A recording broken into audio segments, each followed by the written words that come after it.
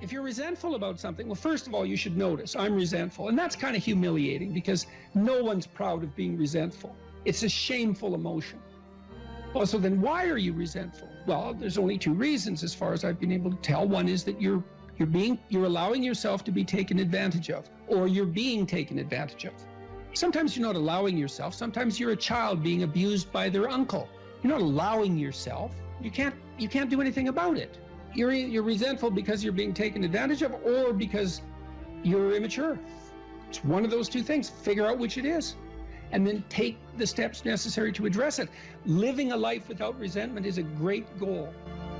People are often resentful if they see that responsibility has been abdicated. Why isn't that person doing their job? It's like, well, hey man, step in at your workplace, in your family. You know, and you think, well, I shouldn't have to do that extra work. Well, you shouldn't be a slave. You shouldn't allow yourself to be tyrannized. But if something bugs you because a responsibility is going unfulfilled, there's a great opportunity for you. And this is something I don't think we teach young people well. And one of the things, you may remember this, that was so striking about the tour was that I made a case fairly consistently that most people find the meaning that sustains them through the vicissitudes of life, not in happiness, but in responsibility. And that would bring everyone to a halt. It would always make the whole theater silent. It's like, oh, I never thought of that connection. Because maybe you want to avoid responsibility, and you can understand why. You can understand why. You hide from it. That is what you encounter if you go out in the world. You think, who the hell wants that? I don't want the responsibility. It's like, well, yes, you do, as it turns out. There's nothing better than responsibility. Now, you know, I say that with some caution. I think that it's hard to say. The responsibility, I've been overwhelmed by my apparent responsibility, but I think it's also kept me alive. And I mean that literally. And so, wait, can you go a little deeper with that? I mean, when you were at your darkest moments in the last 2 years, whatever that might be, was it the feeling of the... many times in the last year where it would have been much easier for me just to be dead. That's constant. So, but no. But is it but no because of something in you, or is it but no because of the people that you would have abdicated that responsibility of the people, or is that ultimately the same thing? It. Yeah. Well, I do think the two aren't easily distinguishable, but it's definitely that. It's definitely that. You know. And it's one of the chapters, the last chapter, is be grateful in spite of your suffering. You know, you need a meaning to sustain you through suffering, and it is the case that you find that in responsibility. Well. And so it's good advice for anyone who's at work. You're resentful about this and that because people aren't pulling their weight. Pull it. See what happens. You become indispensable instantly. You'll know everything. And maybe that job won't be for you, or maybe that relationship won't be for you, but you'll take your hard acquired wisdom and go elsewhere and flourish there. So, you know, this kid stopped me. I think I wrote about this in this book. Kid stopped me in a restaurant one day when I was walking in, and he said, and he had an undergraduate degree, and he was working as a waiter in a chain steak place. And he stopped me and he said, you know, about 6 months ago, I was watching one of your lectures and I decided to stop being resentful about my job. And he was resentful because he had a university degree and he's working as a waiter. You know, and look, I don't have anything against waiters. It's like a waiter can make your evening, you know, hooray. He said, well, I decided I'd start trying at my job, like really trying as if it was worthwhile. He said he got 3 promotions in 6 months, like he's just rocketing up the power hierarchy. Well, it's not power, it's competence if it's well run. You know, and places are full of opportunity. There's always people out there who are doing far better than you on pretty much anything you want to imagine. And if all you're doing is seeing yourself in their reflected light, let's say, then it's going to be pretty damn dismal. But it's not a good comparison because, well, first of all, there's danger in just comparing yourself to others, period, because they're not you. And God only knows what struggles they had to undertake to get to where they were, or what burdens they're currently carrying that you're not aware of. But you can certainly contrast yourself with yourself. And that's a lot better. It is the only way. Well, it's also the only way of really of really measuring anything approximating proper improvement. You can actually tell when you're a little better than you were yesterday. Right. And you can actually do that. That's another thing that's so interesting about it, is that you can actually make yourself a little better in some way, pretty much, well, I don't know if it's at every moment, but you can certainly do it every day. Let's say you want to become who you could be in the fullest sense. So let's say you're someone who's going to solve some serious problems. Okay, the first thing you have to do is admit to the seriousness of the problems. That's no joke. And so the first thing is just the terror of the problem itself. And that's enough to paralyze me. And that's the Hydra, that's the Gorgon with the head of snakes. It'll paralyze and turn you to stone. That's the basilisk in the Harry Potter series. Mm-hmm. You look at it and it turns you to stone and lurks underneath everything, right? And it's malevolence and tragedy. And so there's that. And then the next is, well, you're going to take responsibility for that? You're really going to do that, are you? That's a hell of a load, man. And so it's daunting to even consider that. And then there's the discipline and responsibility that necessitates, which is also daunting. It's like, oh my God, the problem's that serious. I'm really going to have to get my act together in order to not contribute to it, much less solve it. And so the problem is terrible. And then the solution is daunting. But the upside of that is like, well, there isn't anything better to have than a problem that's worth solving, like that's really worth solving. Right. And so the more of that you take on, the more you have a reason to get out of bed in the morning, no matter what. Like, I'm getting up, I'm trudging forward. Doesn't matter what I'm suffering from. I've got things that need to be done. They're necessary. And that gives you that sense of purpose that is the antidote to bitterness. Okay, well, let's say you want your life to be meaningful. It's like, okay, then what you do matters. It actually matters. Or how starting to clean up the room changed their life. That's quite fun because it's something I always tell people to do instead of going out and protesting. Jesus, I just can't stand Cleaning up that. the room? Yeah. Meaning? Well, my sense is that if you want to change the world, you start from yourself and work outward because you build your competence that way. It's like, I don't know how you can go out and protest the structure of the entire economic system if you can't keep your room organized. Well, I made a video call, which was called Message to Millennials, where it was called How to Change the World Properly. A bit of on the pretentious side, I suppose, but I was trying to produce something that was a counterposition to this idea that what you should do is go out and fix up other people. You know, that's just not right. And there's a New Testament line about that, something about, you know, not worrying too much about the log in your neighbor's eye, or about the speck in your neighbor's eye when you have a log in your eye. What would the world be like if people stopped avoiding the things they knew they should do?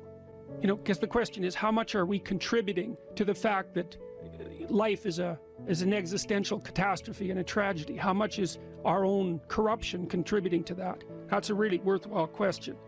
The things you leave undone because you're angry, you're resentful, you're lazy, you have inertia. Well, you consult your conscience and it says, well, you know, that place over there could use a little work. It's the same as working on yourself, and so you clean that up because you can. And then things are a little clearer around you. And you're a little better off because you've practiced a bit. And so you're a little stronger, and then something else manifests itself and says, well, maybe you could like take a crack at fixing me up too. So you decide to do that. And then that gets a little bit more pristine, you know, and soon, and it's humble because you're not exceeding your domain of competence. You know, it's like, don't be fixing up the economy, 18-year-olds. You don't know anything about the economy.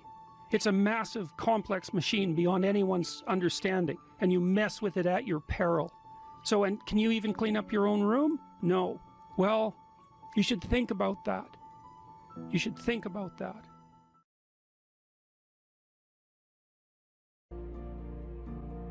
Stop doing the things that you know are wrong, that you could stop doing. Right? So it's a fairly limited attempt. First of all, we're not going to say that you know what the good is or what the truth is in any ultimate sense. But we will presume that there are things that you're doing that for one reason or another you know are not in your best interests. There's something about them that you just know you should stop. They're kind of self-evident to you. Other things you're going to be doubtful about. You're not going to know which way is up and which way is down. But there are things that you're doing that you know you shouldn't do.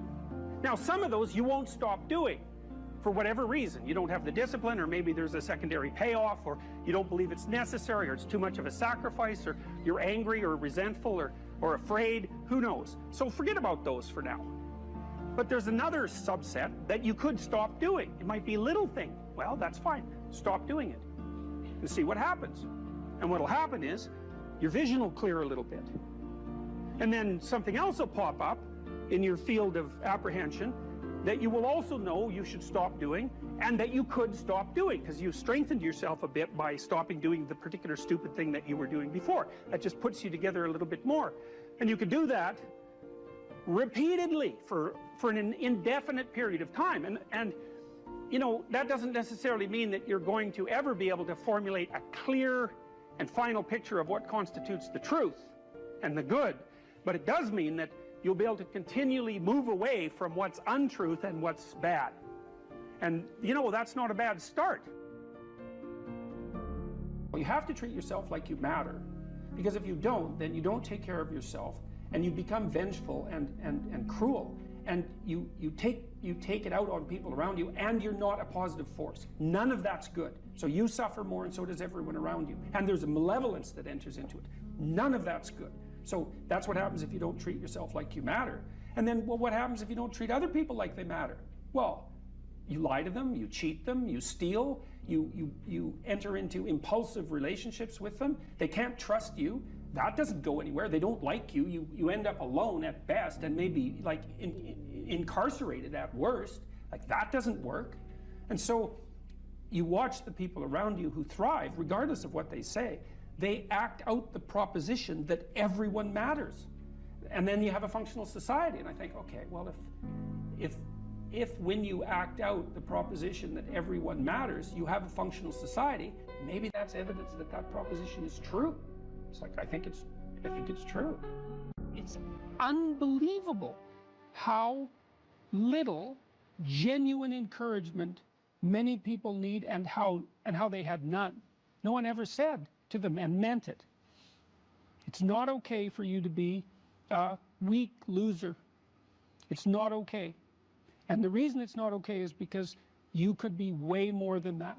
And it's a crime, an ethical crime, for you to allow all that necessary potential to go to waste. It hurts you, it hurts your family, it hurts the world. Really, really, it does. And people think, oh, okay, I get it. And they do get it, because they know at some level. The other thing people tell me, you know, they say, well, I've been paying attention to your lectures, developing a vision for my life, trying to tell the truth, trying to adopt more responsibility, and things are way better. But the other story is, you've been able to help me put into words things I always knew to be true, but didn't know how to say, which is a good role for an intellectual to play.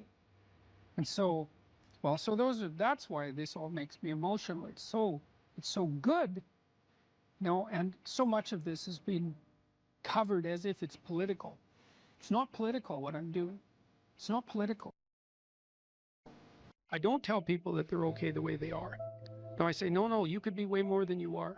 And they're relieved about that, you see, because if you're in a dark and terrible place and someone says you're okay the way you are, then you don't know what to do about that. It's like, no, I'm not. I'm having a terrible time, and I'm hopeless. You're okay the way you are. Well, then what? That's it? That's where I am? And what do you want to tell a young person? You're 17. You're okay the way you are. It's like, no, you're not. You got 60 years to be better, and you could be way better. You could be incomparably better across multiple dimensions. And in pursuing that better, that's where you'll find the meaning in your life. And that will give you the antidote to the suffering. People have asked me in my book why I wrote it as an antidote to chaos, you know, because, well, there isn't anything technically wrong with chaos. Chaos is a place of great potential. Well, the question is, what's the proper balance between chaos and order? Chaos, potential, and order. Well, the answer is, look, when you're a kid, you're all potential. It's chaotic potential. It can manifest itself in any number of ways. And maybe you don't want to give that up. So you're like Peter Pan. You want to be a kid forever because you don't want to give up the potential. And you look out in the world and all you see are Captain Hooks, you know, who've lost a hand, who are chased by death because that's the clock in the crocodile. It's already got a taste of him. He's terrified by death and he's a tyrant. Well, I don't want to grow up to be that. So I won't be disciplined at all. Well, that's no good, because the way the potential transforms itself into actuality is through discipline. And so then as you said, this is the trick though. You have to pick a path of discipline. What path of discipline you have to pick is a different issue. So there could be a rule. The rule might not be follow this rule. The rule might be you have to follow some rules. So it's a meta rule. And the meta rule is you have to discipline yourself. And the issue is, well, how? That's not really the relevant question. You can pick a disciplinary path. That's why I often tell my clients, especially young people, they say, well, I don't know what to do. It's like, that's okay. Nobody does. Go do something. Do the best thing that you can think of. Put the best plan you have into practice. It's not going to be perfect, and it will change along the way. But it will change partly because you become disciplined pursuing the path. And as you become disciplined, you become wiser. And as you become wiser, you become able to formulate better and better plans. So you can start vaguely and confused and develop a plan that's not so great, and you start to implement it. And then you accrue incremental wisdom as you implement your flawed plan. And that enables you to fix the plan. And so that's part of that process of incremental self-improvement as well. You don't want someone else's fate. Man, your fate's enough. And your adventure's enough. It's plenty. It's more than you can ever fully realize. And so that's also part of the reason that we all believe that the individual has some intrinsic dignity. It's don't be so sure that your position and your room is so damn trivial. It might be your attitude towards it that's trivial. And if you're in dire straits and dire circumstances, just look at how much opportunity you have to make things better. Compare yourself to who you were yesterday and not to who someone else is today. The same basic idea, right, is that you have to get your markers for success right, because otherwise you can end up in the situation you described, which is that, like, there's always people out there who are doing far better than you on pretty much anything you want to imagine. And if all you're doing is seeing yourself in their reflected light, let's say, then it's going to be pretty damn dismal. But it's not a good comparison, because you shouldn't just compare. Well, first of all, there's danger in just comparing yourself to others, period, because they're not you, and God only knows what struggles they had to undertake to get to where they were, or what burdens they're currently carrying that you're not aware of. You just don't know any of that. But you can certainly contrast yourself with yourself, and that's a lot better. It is the only way. Well, it's also the only way of really measuring anything approximating proper improvement. You can actually tell when you're a little better than you were yesterday. Right. So, and you can actually do that. That's another thing that's so interesting about it, is that you can actually make yourself a little better in some way, pretty much, well, I don't know if it's at every moment, but you can certainly do it every day. It's funny. I mean, you know, obviously, if you have a problem and you think about it, you can think up a solution. And it's not obvious how you do that. You know, I mean, it's not like you know how you're manipulating your neurons or something. Mm-hmm. It happens of its own accord in some sense, like you can participate in it, I guess, and you can interfere with it, and it seems to take a certain amount of willpower, but it still all happens mysteriously behind the scenes.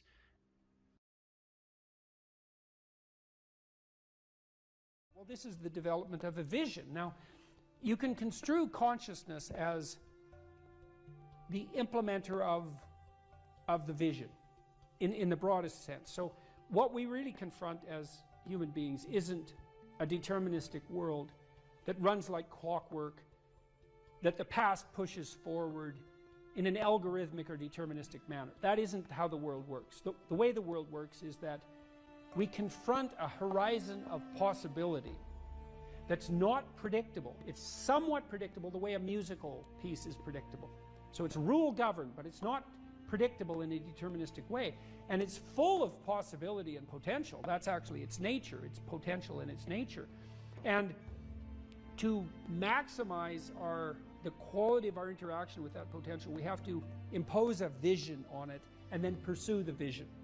And so when you do the future authoring program, well, that's what you're trying to do, is develop a vision. So here's the first exercise. It's like, okay, here's the deal. All right. You get to have what you need and what you want. Maybe even better, you get to have what you need and want if you were treating yourself properly. So imagine, first of all, that you were treating yourself properly because you actually cared for yourself. Okay, and say you don't. Yeah, well, you How don't. do you help somebody? Well, you at least ask them to open the door to the possibility that maybe they could. So just imagine that you did. Not that you are, that you could, but that you tried. Think, okay, I'm a valuable person, maybe, And if I was treating myself like I had intrinsic value, like if you were treating yourself like you were someone you loved, so you can imagine doing this for someone you actually cared about. Because most people care about someone that isn't them. So do you identify someone you care about? Well, you can, yes, you can, and say, because it does tell you, it's like, well, if you're not so good at caring for yourself, imagine someone you love and then pretend that you're bringing that attitude to bear on you with all your faults and inadequacies. I'm not being casual about this. It's hard for people to do this, right? Because we know our own flaws so deeply. It's hard for us to take care of ourselves. But imagine that you should take care of yourself and that you could and that you did. Just imagine that. So that's opening up at least the door, right? Yeah. And then you say, well, 5 years down the road, you get to have what you want and need. What is it? And so this is a deep question. So, because the question is this: your life is going to be difficult, and it's going to be marked by suffering and tragedy in all sorts of different ways. Disappointment and obstacle and betrayal and the whole panoply of human catastrophe. That's absolutely 100% definitely coming your way. Okay, so given that, and given that you want to live a life free of resentment and bitterness and premature aging and excess suffering, and that you don't want to be a burden to everyone around you, what would you have to make carrying that weight worthwhile? That's a hard question, you know. It's like, what justifies your suffering? That isn't how am I going to be happy. It's what justifies your suffering. Well, ask yourself. You get to have what you want. If you're taking care of yourself, what would it be? Okay, and so you write for 15 minutes about what your life might be like 5 years down the road if you got to have what you needed and wanted. And then we concretize it. You know, I had lots of clients and students who said, well, I don't know what to do with my life. What should I do with my life? And the first answer to that question is, that's not a very good question. Because it's like, what, do you want a one-line answer to what you should do with your life? Like, life is everything, and you want a one-line answer to everything. No. Bad question. You can imagine a desirable future, but it helps to particularize it. So one of the things you might ask is, where do people find meaning? And the answer is, well, in multiple places. Here's some places people typically find meaning. So if clients came to me and they were depressed, first of all, I'd try to find out, are you depressed? Or do you just have a terrible life, or some combination of those two? And you might ask, what's the difference? And that's a really good question. If you're depressed, you have a good life, but you're suffering. So what would it mean that you have a good life? Well, it means somewhat different things to different people, but you can kind of triangulate on it. Probably you have an intimate relationship, or at least you have the prospects of one. So at least you want one, and you believe that maybe you could have one if you don't have one, and probably if you have a good life, you have one. You have some friends. They're real friends, right? You have some family members, children perhaps, if not children, parents and siblings, or perhaps both, grandchildren. You're nested inside a family, and your relationships with your family are desirable. You have a job or a career, and so if it's a job, well, then it's hard, and maybe you wouldn't have picked it as a vocation, but at least maybe you have good relationships with your coworkers, and you're doing something difficult, but that's actually socially productive and useful and generates an income. So that's not nothing. You're educated to the level of your intellectual capability, or you have plans to do so. You're taking care of yourself mentally and physically, and you have a strategy for dealing with the realm of signal temptation, drug and alcohol abuse and sexual misbehavior and that sort of thing. And then we've added one more recently, at least conceptually, that you've adopted a certain degree of civic responsibility, right? You're participating in the broader community in some manner. And if you're doing none of those, my life is meaningless. Are you doing any of these? No. Well, that's why it's meaningless. Those are the domains of meaning. If you're miserable and you have none of those things, the first thing to do, if you're a cognitive behavioral therapist with someone, is to say, well, how about we work on like one of these things to begin with? You know, you need some friends. You need to get out in the dating market. You need a job or a better job. You need an educational plan. Like, you don't have a life, so of course you're miserable, because without sustaining life, without sustaining meaning, life is just tragedy. And so your lot is misery. And so anyways, we ask people to go through these 8 different domains and say, okay, you can have what you want, but you have to aim at it. Sin means to miss the mark, by the way. It means to miss the target. That's what takes you away from God, is to miss the target. What target? Yeah, right. What target? Right. You got to at least know there's a target, then you got to try to hit it. You know, and maybe you don't even know where the target is, but your aim isn't good, but at least you've set up a target now, and you can practice. And so, well, if you had an intimate relationship, what would it look like? If you had some friends, how would you like those friendships to be conducted? If you had a job or a career, what could it be if you had what you wanted?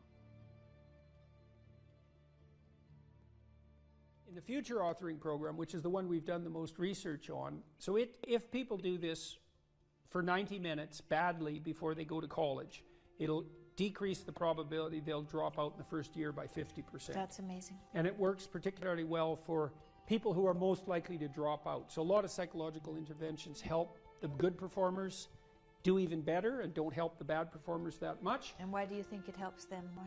Well, I think the good performers already have a bit of a vision and a plan, whereas the bad performers, they're really ambivalent about what they're doing because they don't have a plan. And we'll talk more about why this is so important. If you don't have a reason to do something, and then a reason not to do it comes up, well, then you just not do it, because not doing things is real easy. You could just sit there and not do things all day. Doing things takes effort, and so any resistance is likely to, it pushes back against you. And so going to college, it's like, well, why is that difficult? Well, you have to get up, you have to go to your classes, you have to do the assignments, you have to do the reading, you have to write the tests, you have to believe that this path is somehow better than any other path you could be on, and there's innumerable other paths, and that it's better in some fundamental sense than just doing nothing or playing games or being purely hedonic. So there's a lot of, because it's difficult, there's a lot of obstacles. And if you don't have a reason, well, why would you overcome the obstacles? And so what happens when you do the future authoring program is 2 things. Is first of all, you construe yourself as the sort of person who could have a reason, right? Who could make a vision and impose it on the world. And how do you do that? Well, and then second, you actually develop a vision. Okay, so the first thing the program asks you to do, and it's got a biblical element to it in some fundamental sense, although that wasn't so explicit when we first developed it, but I came to realize that later. There's a statement in the Gospels. Christ says to his followers, ask and you'll receive. Knock and the door will open. Seek and you'll find. And you listen to that and you think, no way, man, it can't be that easy. Well, it's that easy. Because let's think about what wanting means. You want something. You want to find, so you'll seek. How hard are you going to seek? You know, maybe you're after the Holy Grail, right? Or you're after the gold in the dragon's lair, or the jewel in the toad's head. You're after something that's guarded by some monstrous figure. You're going to seek? How committed to that are you? And there's a total commitment in that in a fundamental way. Is like you should be humble enough to be open to learning, to radical transformation, to the probability that you're really wrong if you're not finding what you're seeking, and the willingness to sacrifice virtually everything of lesser value for that goal. Otherwise, you do not want it. You did not ask. You are not seeking. You did not knock on the door.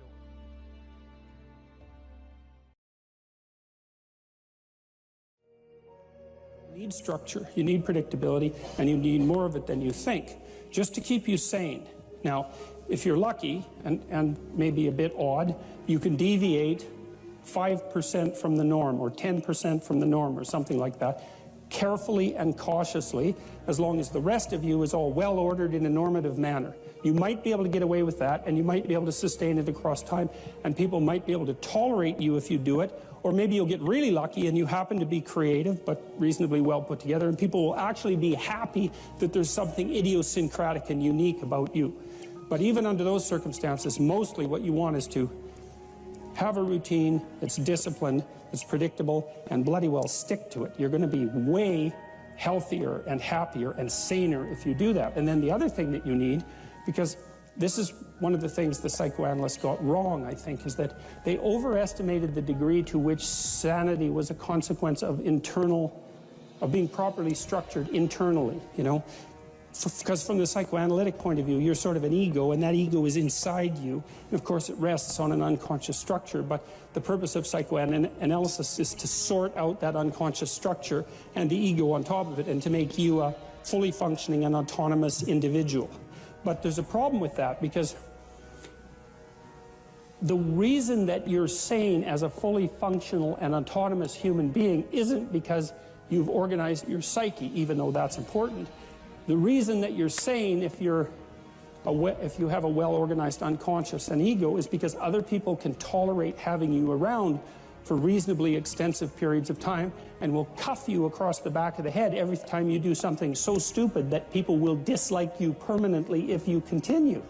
And so what people are doing to each other all the time, just non-stop, is broadcasting sanity signals back and forth, right? It's like you smile at people if they're not only behaving properly, but behaving in a way that you would like to see them continue to behave. You frown at them if they're not, you ignore them if they're not, you shun them, you roll your eyes at them, you manifest a disgust face, you don't listen to them, you interrupt them, you won't cooperate with them, you won't compete with them. It's like you're blasting signals at other people about how to regulate their behavior so frequently, well, it just makes up all of your social interaction. That's why we face each other, and we have emotional displays on our face, and we're looking at each other's eyes, and we know as much as we can about what's going on with each other, given that we don't have immediate access to the contents of their consciousness. And so partly what you're doing with your routine is establishing yourself as a credible, reliable, trustworthy, potentially interesting human being who isn't going to do anything too erratic at any moment. And everyone else is around there tapping you into shape, making sure that that's exactly what you are. And that's how you stay sane. And so what happens to people too, if they don't have a routine and they get isolated, is they start to drift.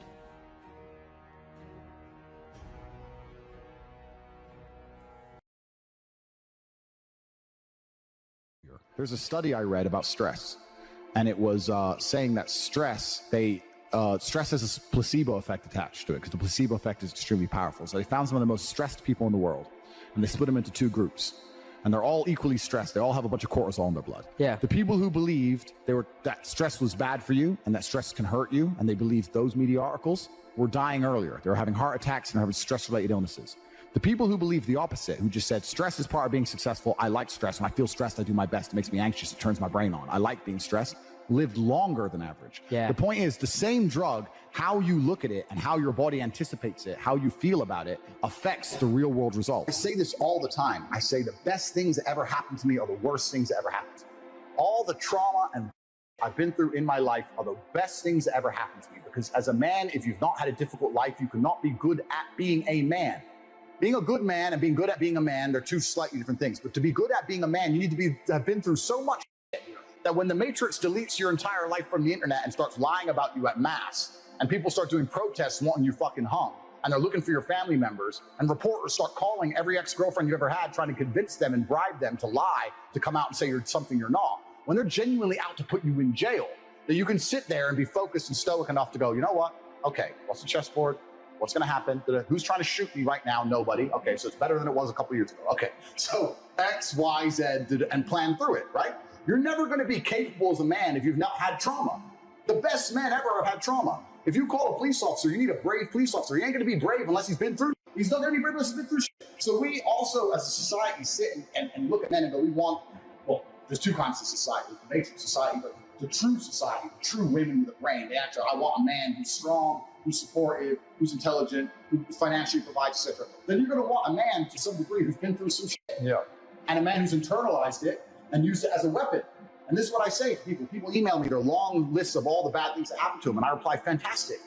You are so lucky. You have all the building blocks to become the exact kind of man you want to be. If none of this shit happened to you, when something else bad happens to you later, you wouldn't be able to deal with it. Fantastic. And he goes, no, but you know, this. He replied again with more excuses and said, why are you making excuses? I just told you what happened to you is a good thing. You need to reframe your mind. Bad things happened to Batman. They killed his parents. Do you understand? That's why he's Batman. You've just told me you have the building blocks to become you might become top G when I retire. Fantastic. What are you complaining about? He goes, well, what do I do? I said, you need to work. Take all that trauma. If you're truly heartbroken, my friend, and we've all been there as men, if you're truly heartbroken, you can't sleep. That means you're going to get in fantastic shape. You better hit the gym. You have nothing else to do. Stop watching YouTube. Stop emailing me. I want pictures of you in the gym. Get to fucking work.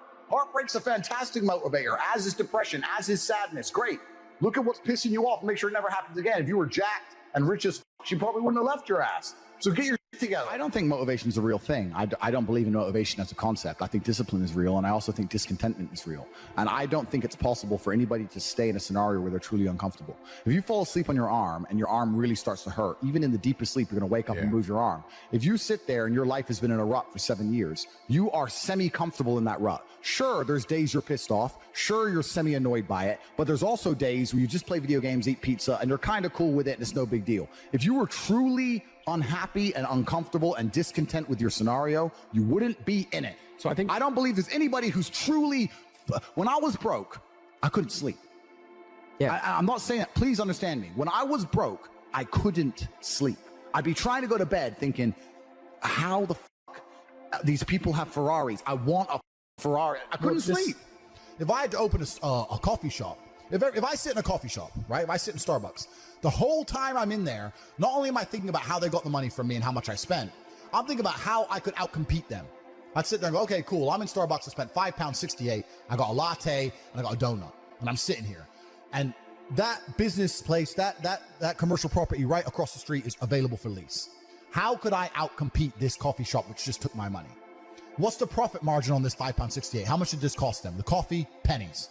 Donut, 30p maybe, right? How much is the staff? They pay the staff minimum wage, £8 an hour. So I've already paid half. I've already paid 30 minutes work from that brokey. The wage, she's there for another 30 minutes for free, right? How much is the rent? How much is the business rates? If I had to open up there, how would I attract people to come into my shop as opposed to their shop? They got a big brand name. I'm brand new. Okay, well, the working here is ugly. My one's going to be hot. Boom, that's the beginning. Next thing, do they have any signage outside? No, I'm going to try and put some signage outside. Do they have parking? No, I need parking. But you need to start thinking about how you can convince people to give you their money as opposed to giving it to the places they already give it. Different analytics. And once you do that, people say, I can't think of how to make money. If you start doing that for a year and just keep a notepad, you'll have 100 ideas of how to make money. You'll sit there and go, there's a place here that's doing this, and we could do it better this way. This place online is doing this, we can do it better this way. And then to get them all done, what do you need? Network. You need people. It's all about people. Then you need to either go in the war room, if you want to join, or have your people around you and say, okay, we can make money with this. Who's going to do it? Who's not lazy? Who's getting up at 4 a.m. tomorrow? Boom, let's get it done. So there's unlimited ways to make money, but most people go through life and their money is taken from them, and they don't even identify how they got tricked out of it. They're just happy with it. Yeah, they just have. How did I spend 16 grand in Cirque last night? Oh, because my ass got drunk. How'd they get me drunk?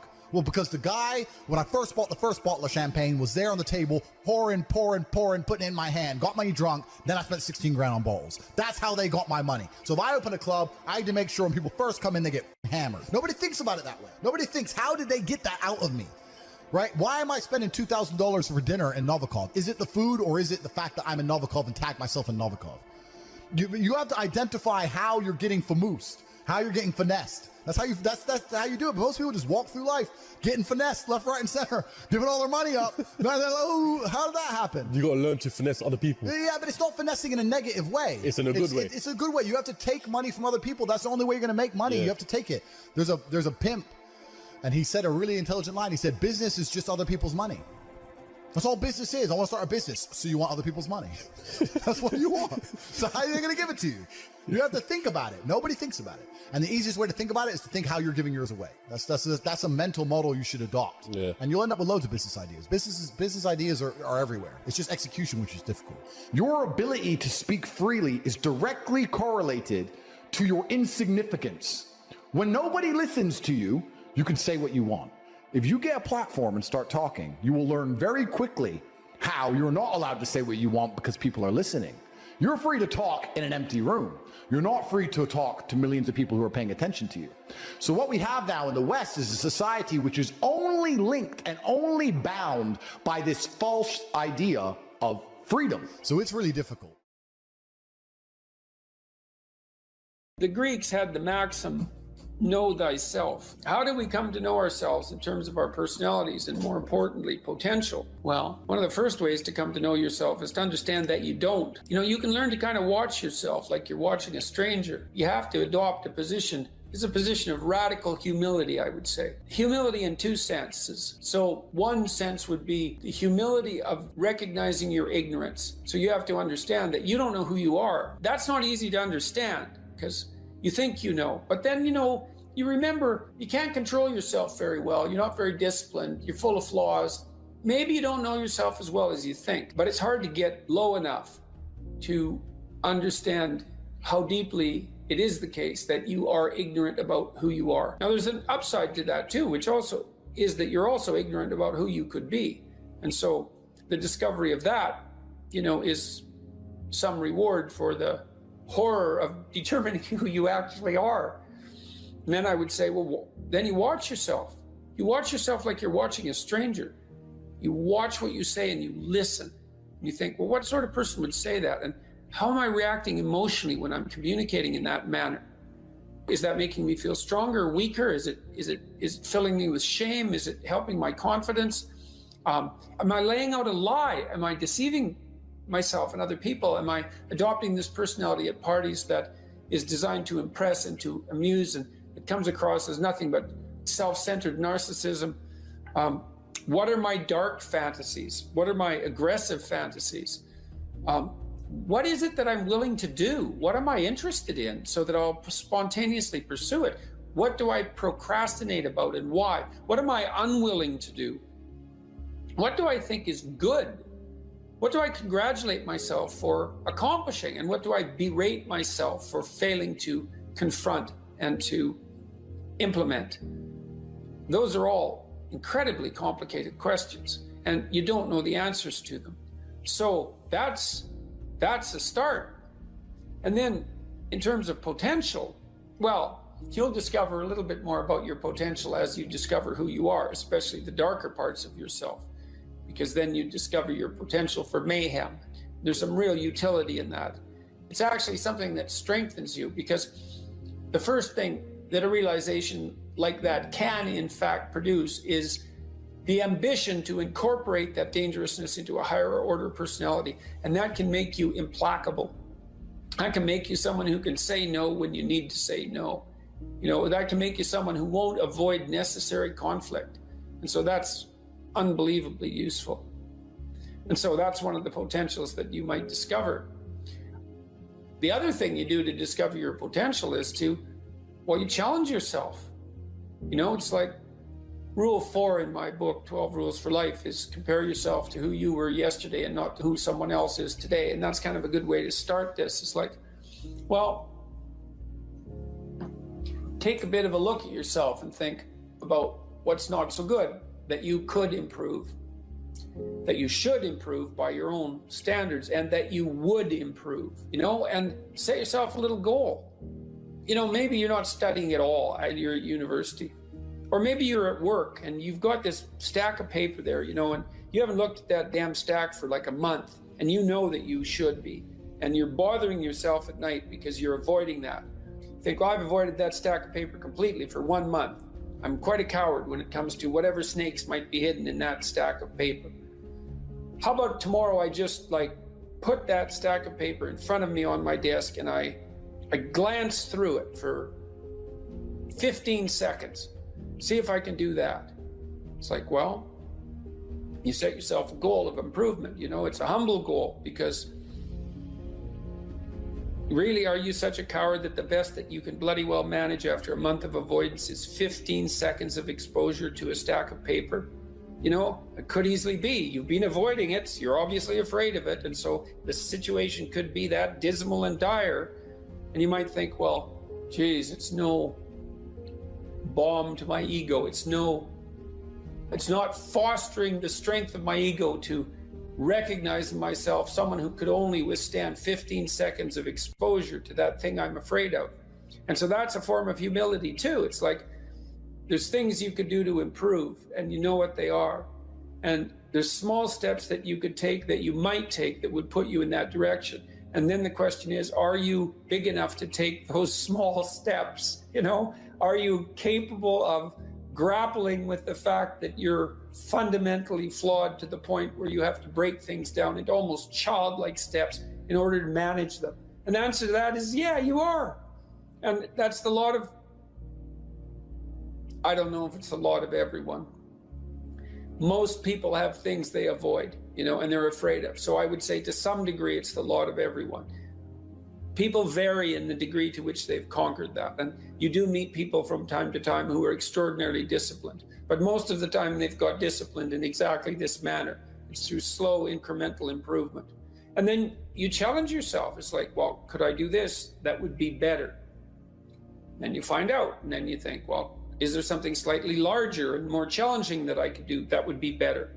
And you try it and you find out. And as you try it and you find out, generally you get better at it and you can take on larger and larger challenges. You know, you take responsibility for yourself. That's part of standing up straight with your shoulders back. It's like, take on the world, man, but only at the level that you can manage.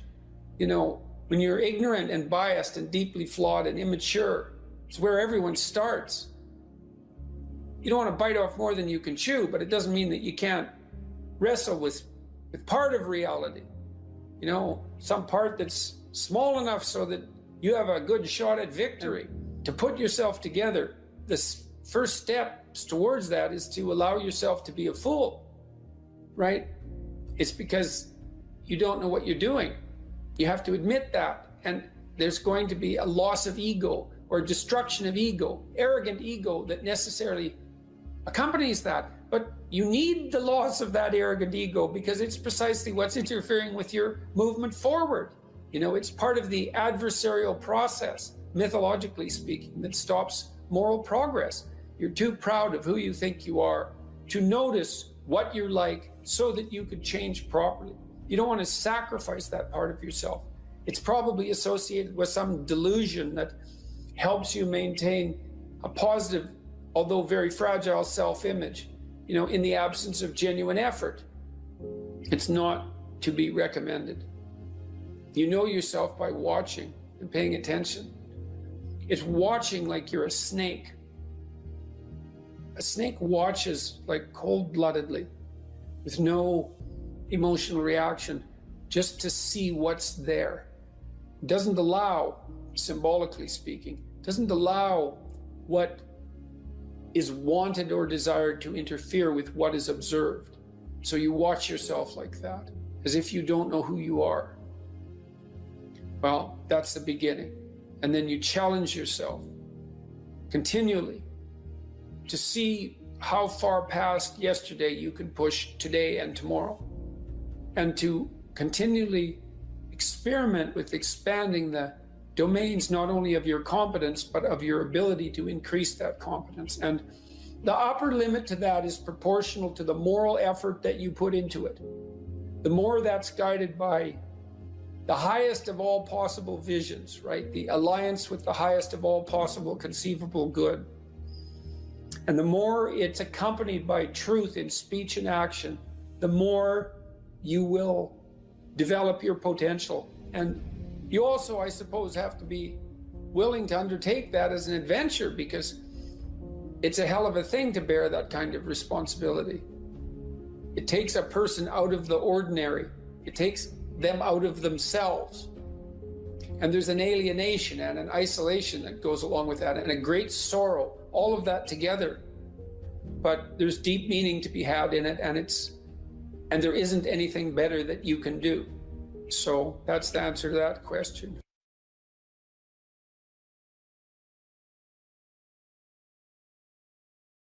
Assuming you want to get better, there's usually something you can figure out that would constitute a step towards some sort of concrete goal.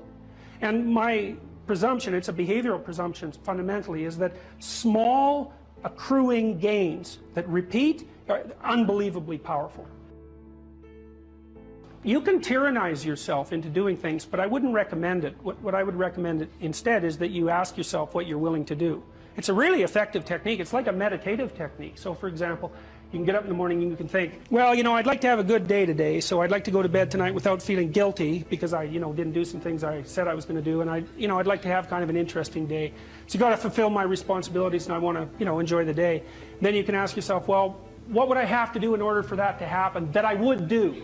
And the probability, if you practice this for 3 or 4 days, is your brain will just tell you. It'll say, well, there's that piece of homework that you haven't done for like 3 weeks. You should knock that sucker off because it would only take you 10 minutes and you've been avoiding it and torturing yourself to death for 72 hours straight. And say, well, let's figure out what your aims are. You got to have some aims, whatever they are. And they might say, well, I'm so depressed I don't have any aims. And then I say, well, pick the least objectionable of the aims and act it out for a while and see what happens. Because sometimes your emotional systems are so fouled up that you have to pretend. You have to act the thing out before you can start to believe it.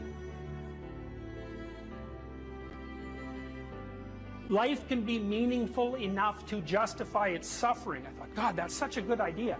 Because it's not optimistic exactly. Some people will tell you, well, you can be happy. It's like, those people are idiots. I'm telling you, they're idiots. There's going to be things that come along that flatten you so hard you won't believe it. And you're not happy then. And so if life is to be happy, well, in those situations, what are you doing? Why even live?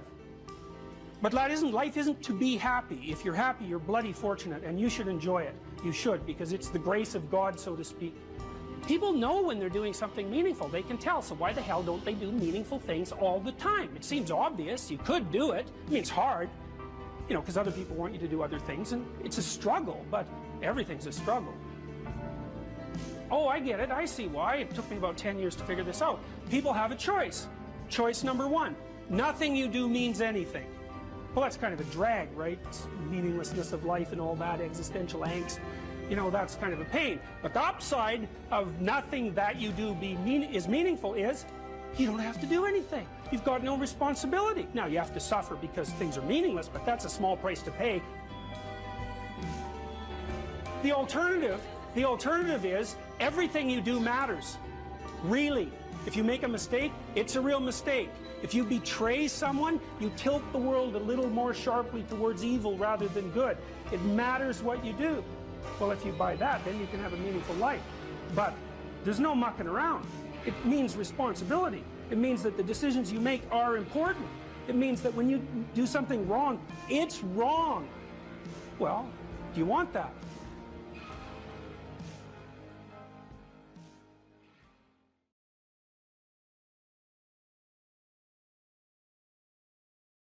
It doesn't matter what your personal circumstances are.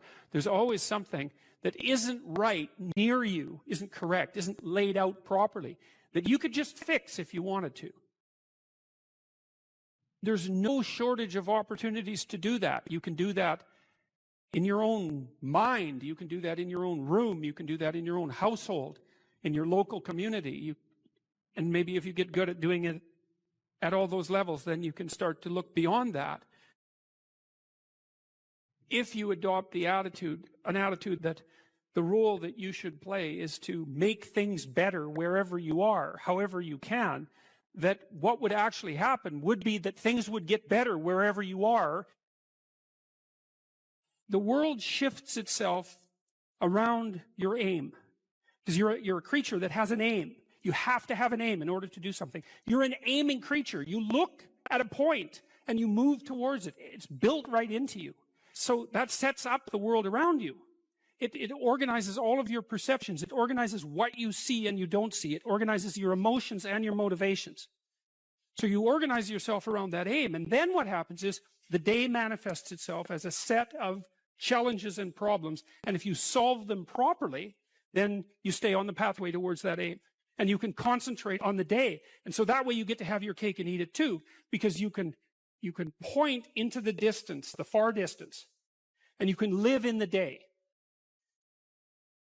And it seems to me that makes every moment of the day supercharged with meaning, because if everything that you're doing every day is related to the highest possible aim that you can conceptualize, well, that's the very definition of the meaning that would sustain you in your life. An uphill trajectory is actually even better than being somewhere good as far as I'm concerned, because one of the things that really makes your life meaningful is the clear realization that you're headed somewhere better than you are now. And then it's even better if you also understand that there's a direct causal relationship between the things that you're doing and the steepness of that incline. There's two modes of being in the world, right? There's one where you adopt the responsibility for living properly, for being properly, and you make the sacrifices necessary for doing that, and then everything will flourish properly. And the other one is a pathway of resentment and bitterness and rejection and genocide. If you make your life 0.1% better a week, man, in 2 or 3 years, you're in such a better place than you were that it isn't even like the same domain. And if you keep that up for 10 years or 20 years, you know, especially if you're young and you start early, you start to straighten yourself out and fix the things that you can fix, you can transform your lives in ways that are completely unimaginable. And God only knows what the upper limit of that is in terms of human possibility. The way, what you're actually made of, what you're made of is what you encounter when you voluntarily encounter the unknown. And so the more you voluntarily encounter the unknown, the more you get made of. And the more you get made of, the more there is to you. And then the more you're good at encountering the unknown and restructuring order and calling forth proper order out of the potential of being. And God, you got to think, why wouldn't you do that since you can do that? The fact that you're fragile is actually a precondition for your heroism, because if you weren't fragile, then there'd be nothing heroic about doing something difficult, right? Because if you couldn't be hurt or damaged or defeated or end up in failure, then where's the moral courage in the endeavor? It has to be that the fragility is built into the courage. People denigrate the opportunities that are right in front of them. And there's no reason to do that, because what's right in front of you is the majesty of being. That's what's right in front of you. It's inexhaustibly complex and full of potential, and there's no reason to assume that wherever you happen to be isn't as good a starting place as anywhere else. Well, I know some people have terrible, terrible lives. They're in situations that are absolutely unbearable. But I also do know that even situations like that can be made a hell of a lot worse by the worst kind of attitude. That's for sure.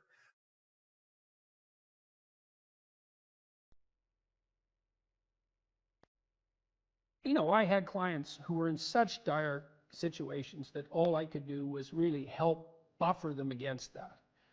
But they were a minority. I wouldn't say more than 5% of my practice fell into that category. Everyone else, it was like just rapid improvement on all fronts, you know. And that's such fun. And there isn't anything more practical. This is the thing, too. There is nothing more practical than developing a vision. It's not some pie-in-the-sky exercise. It's without a vision, you're chaotic and fragmented and hopeless and disappointed, and someone can stop you just by putting up a single obstacle. You're a house divided amongst itself.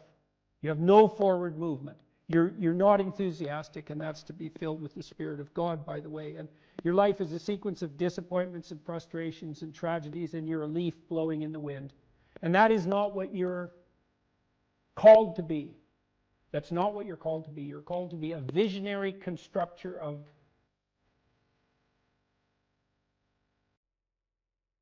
the paradisal vision. Mm-hmm. Really, that's who you are. Terrible as that is to apprehend. And so, Well, what do we have to lose? we already will lose everything we have to lose. Yeah. Right? We're all in this game, man. So there's, whether you want it to be this way or not, you are betting everything on your life.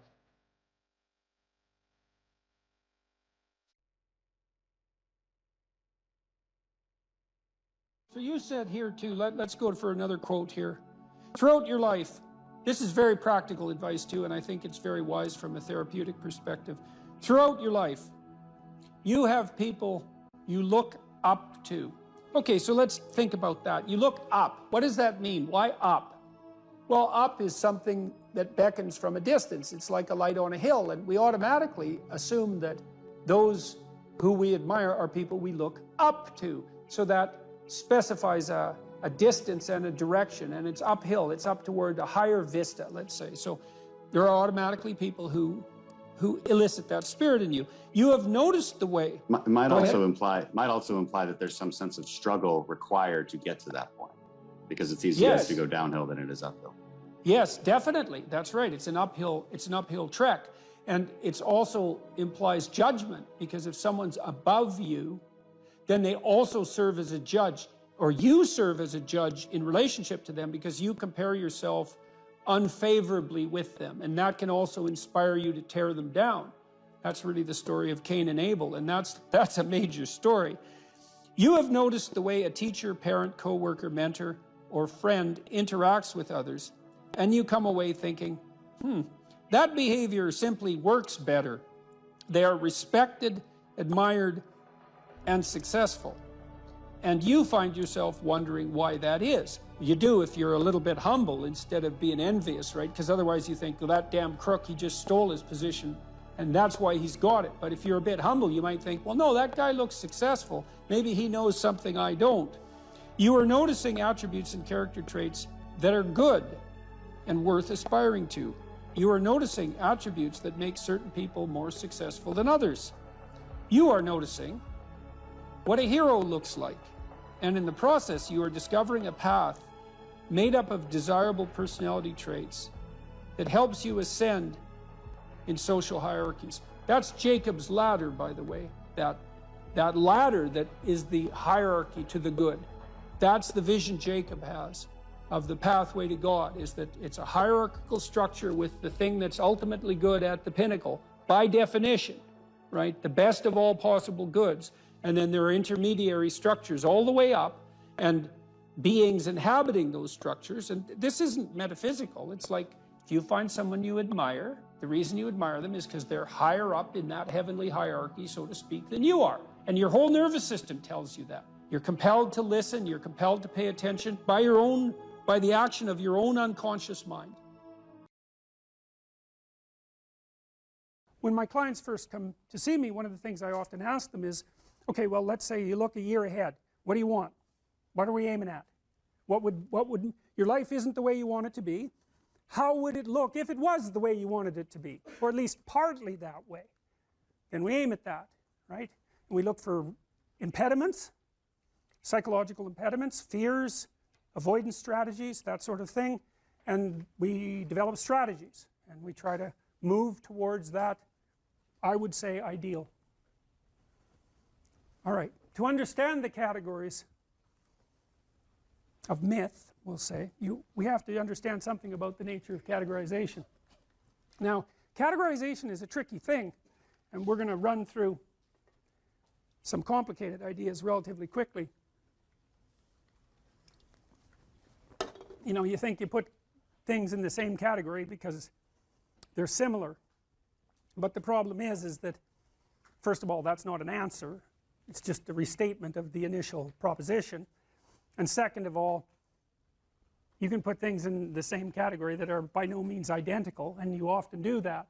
And third, things that are similar are often also importantly different.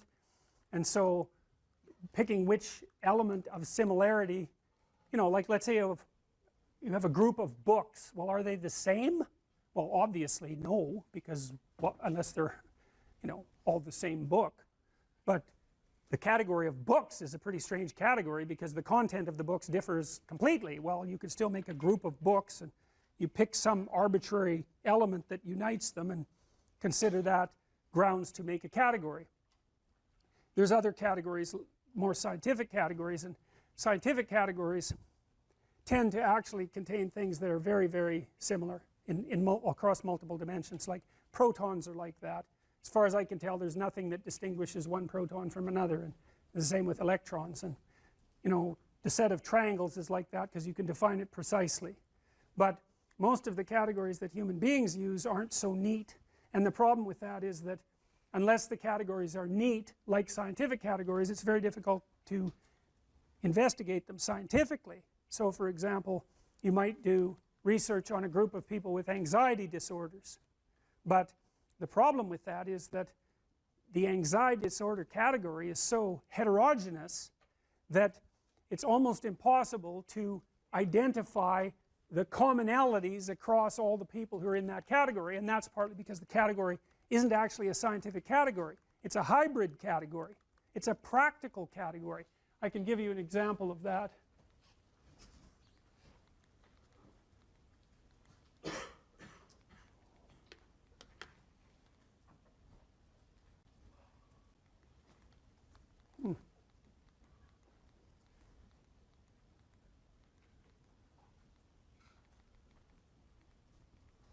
No, I can't, because I must not have saved it. Anyways, many of the DSM categories, so these are categories for psychopathology, require, if you're part of that category, imagine there's 7 symptoms that you could have, or 8 symptoms that you could have that would put you in that category, like antisocial personality.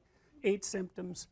You steal, you kick, you hit, you bite, you're abusive. I don't remember the categories precisely, but you can be in the category if you have symptoms 2 through 5, and you can be in the category if you have symptoms 6 through 8. They aren't the same symptoms, but you're in the same category. And you think, well, how the hell can that be? Well, that's a family resemblance category, roughly speaking, and lots of the things that we use are family resemblance categories. There's a prototype, and then if you have enough of the features of that prototype, imagine the prototype has 10 features, and if you have 6 of those features, you get to be in that category. But it means that the category is actually quite diverse, and that's one of the problems that plagues psychiatry as a science and clinical psychology as a science. It's a really big problem, because if the categories aren't homogeneous, then it's very difficult to draw conclusions about the members of the category. And the psychologists and the psychiatrists claim that those are scientific categories, but they're not, and they can't be, partly because they're aimed at the classification of health or ideal versus non-health or non-ideal, and partly because they play multiple roles, I mean, the category isn't there just to provide neat demarcations for scientific study. The category is there to give people a language to talk about certain sets of symptoms, to diagnose, because when you come in and you have a set of symptoms, you might want to know what they are, so that you also know what they aren't. It's really a relief often to find a diagnosis. And then of course the diagnosis has certain implications for treatment and for billing and for all of that, so the category has to play all of those roles. So there's multiple types of category, and the categories that we're talking about in relationship to mythology aren't scientific categories. They're categories about the world construed as a place to act. So here's a way to think about it. You're always looking at the world through a framework of reference, and you have to do that because there isn't very much of you. You can't see the whole world at once, and in fact the amount of the world you actually see is so small you can't believe it. The central part of your vision is zipping around, producing a pretty high resolution representation of exactly what you're looking at, but outside of that center, like if I look at you, I can't see her eyes. I can see her glasses, but barely. I can't even tell whether you're male or female. The person past that, I can't see at all. Now you don't notice that, you don't notice that you're that blind, because your central vision is always popping around, illuminating that tiny space. But you're so damn blind, it's just mind-boggling. And I'm sure some of you have seen the Invisible Gorilla video, where a gorilla comes into the video and you don't notice, which is somewhat shocking because you would think that you would notice a gorilla. But what happens is that you actually don't notice something unless it interferes with what you're doing. And because what are you going to do? Notice everything? You can't do that. You can hardly notice anything. So what you do is you pick something to focus on. It's usually something that you value, because why else would you focus on it? So that means that your value system determines the direction of your perception. Bloody well think about that for a minute. That's a Buddhist idea, right? People live in a kind of illusion, and sometimes that illusion causes suffering, and they can transform the way they look at the world, and that can release them from their suffering. But the idea that you do live in an illusion, well, I don't know if it's exactly an illusion, but you certainly do live within a framework of perception that's determined by your values. Now that is so weird, because we never think of the world as something that reveals itself through our values, But of course it does, because you look at what you want.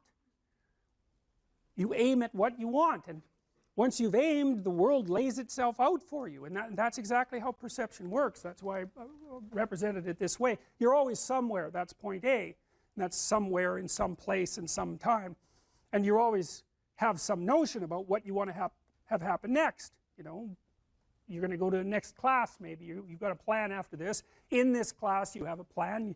You're hoping to learn something, I presume, and maybe you have a goal with regards to a grade, and that's nested inside your desire to get a degree, and that's nested inside your desire to be educated and to have a career and have a successful life.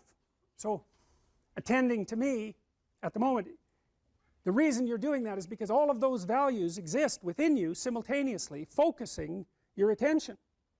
And so you're attending to me and not to something else, assuming that all of you with your computers open aren't surfing the web, which you might be, but assuming that you're focusing, whatever you're focusing on is directed by what you value. And some of that can be unconscious. In fact, a lot of it is unconscious, because you know it's very difficult for you to get control of what you pay attention to. You know what that's like. You're trying to study, it's kind of a boring paper. Christ, your attention is just like everywhere, you know.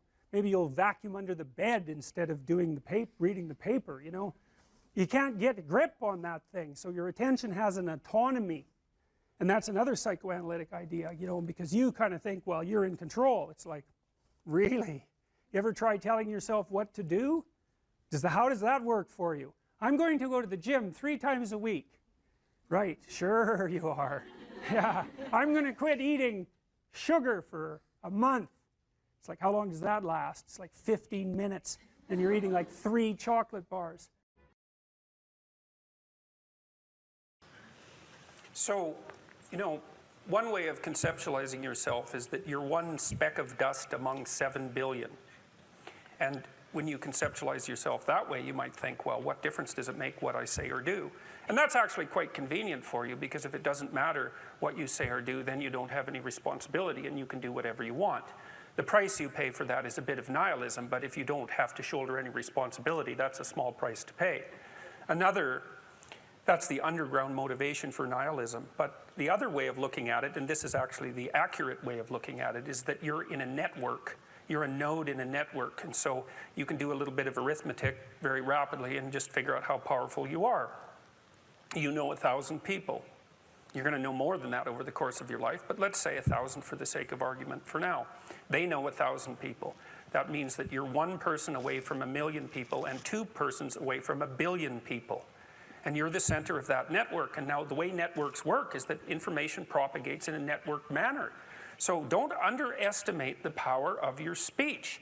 Now, you know, Western culture is phallogocentric. Let's say it. Okay, so we'll say, yeah, that's just fine. That's exactly what it is. It's predicated on the idea of the logos, that the logos is the sacred element of Western culture. And what does that mean? It means that your capacity for speech is divine. It's the thing that generates order from chaos and then sometimes turns pathological order into chaos when it has to. Don't underestimate the power of truth. There's nothing more powerful. Now, in order to speak what you might regard as the truth, you have to let go of the outcome.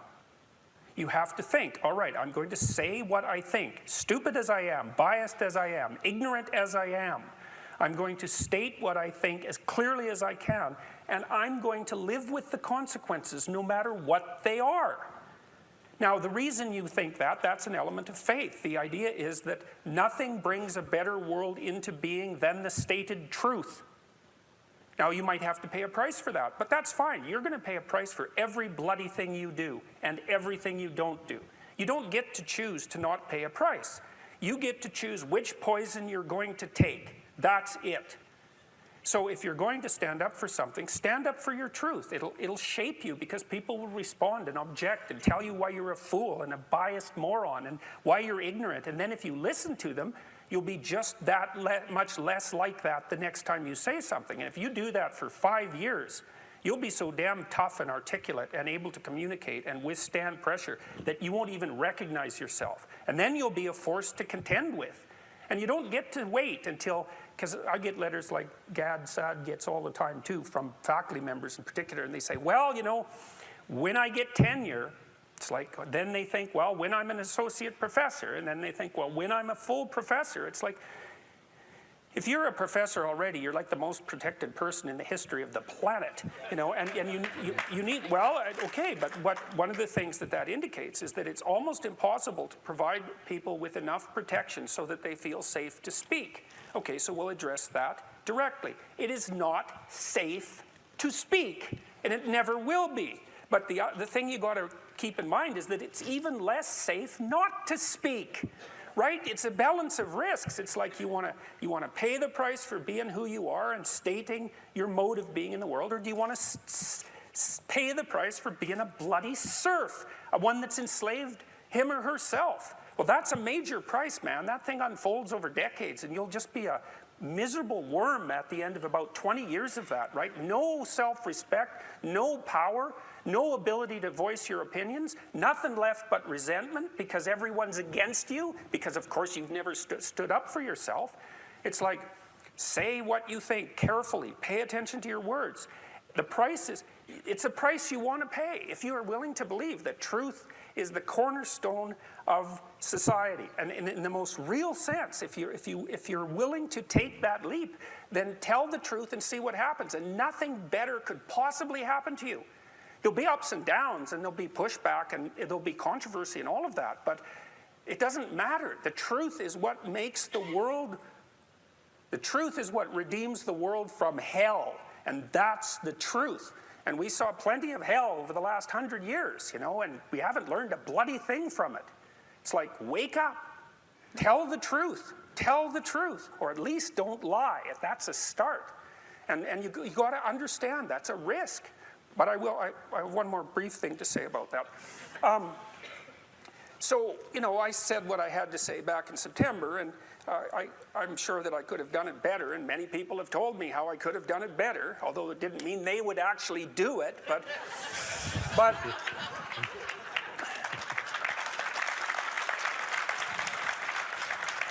and you know, my job was at risk, serious risk, for about 2 months, and it destabilized my family, who've been very brave about this, so like, thumbs up to them, man.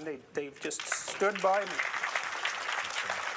But here's the optimistic news, is the university has left me alone completely. I shook hands with the dean 2 weeks ago. We're on friendly terms. They don't want this to go any farther than it has already. The students were tremendously welcoming when I came back to teach in January. I haven't had a single negative incident at the university. And I've received thousands of letters from people all over the world, all of which have been in support. I've received 2 negative letters. That's it. 2. So the people have an inchoate longing to have the sort of thing that we're talking about articulated. And so don't be thinking you're alone. It's just that people can't talk, they're afraid to talk, or they don't know what to say. And those are real problems. So if you're reasonably articulate, like, start talking and sharpen yourself up. I mean, the enemy is a cloud. They're a cloud of gnats. They're only courageous in groups. They're only courageous in mobs. If you stand your ground and don't apologize and articulate things properly, they'll disperse around you like they're not even there. So most of it's illusion. So don't be afraid, but be afraid of the right thing. And the right thing you should be afraid of is not saying what you say, because that's the same as not being. And here you are, suffering away. You might as well be at the same time. At least then there's something to you. So.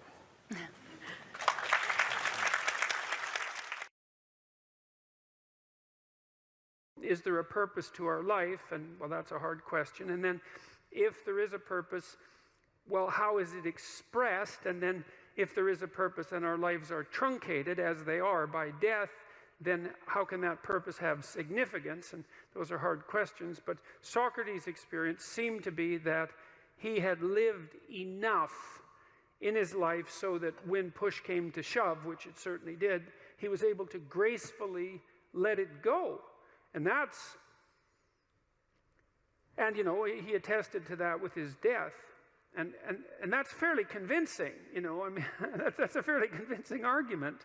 And it's one that I find, well, it's hard to tell if I find it exactly credible, but I don't find it incredible. I mean, I certainly have noticed that as I've got older and have done things, various, what would you say? accomplished isn't exactly the right word. I've participated in many things that I'm pleased to have participated in them, but wouldn't necessarily go back and participate in them again.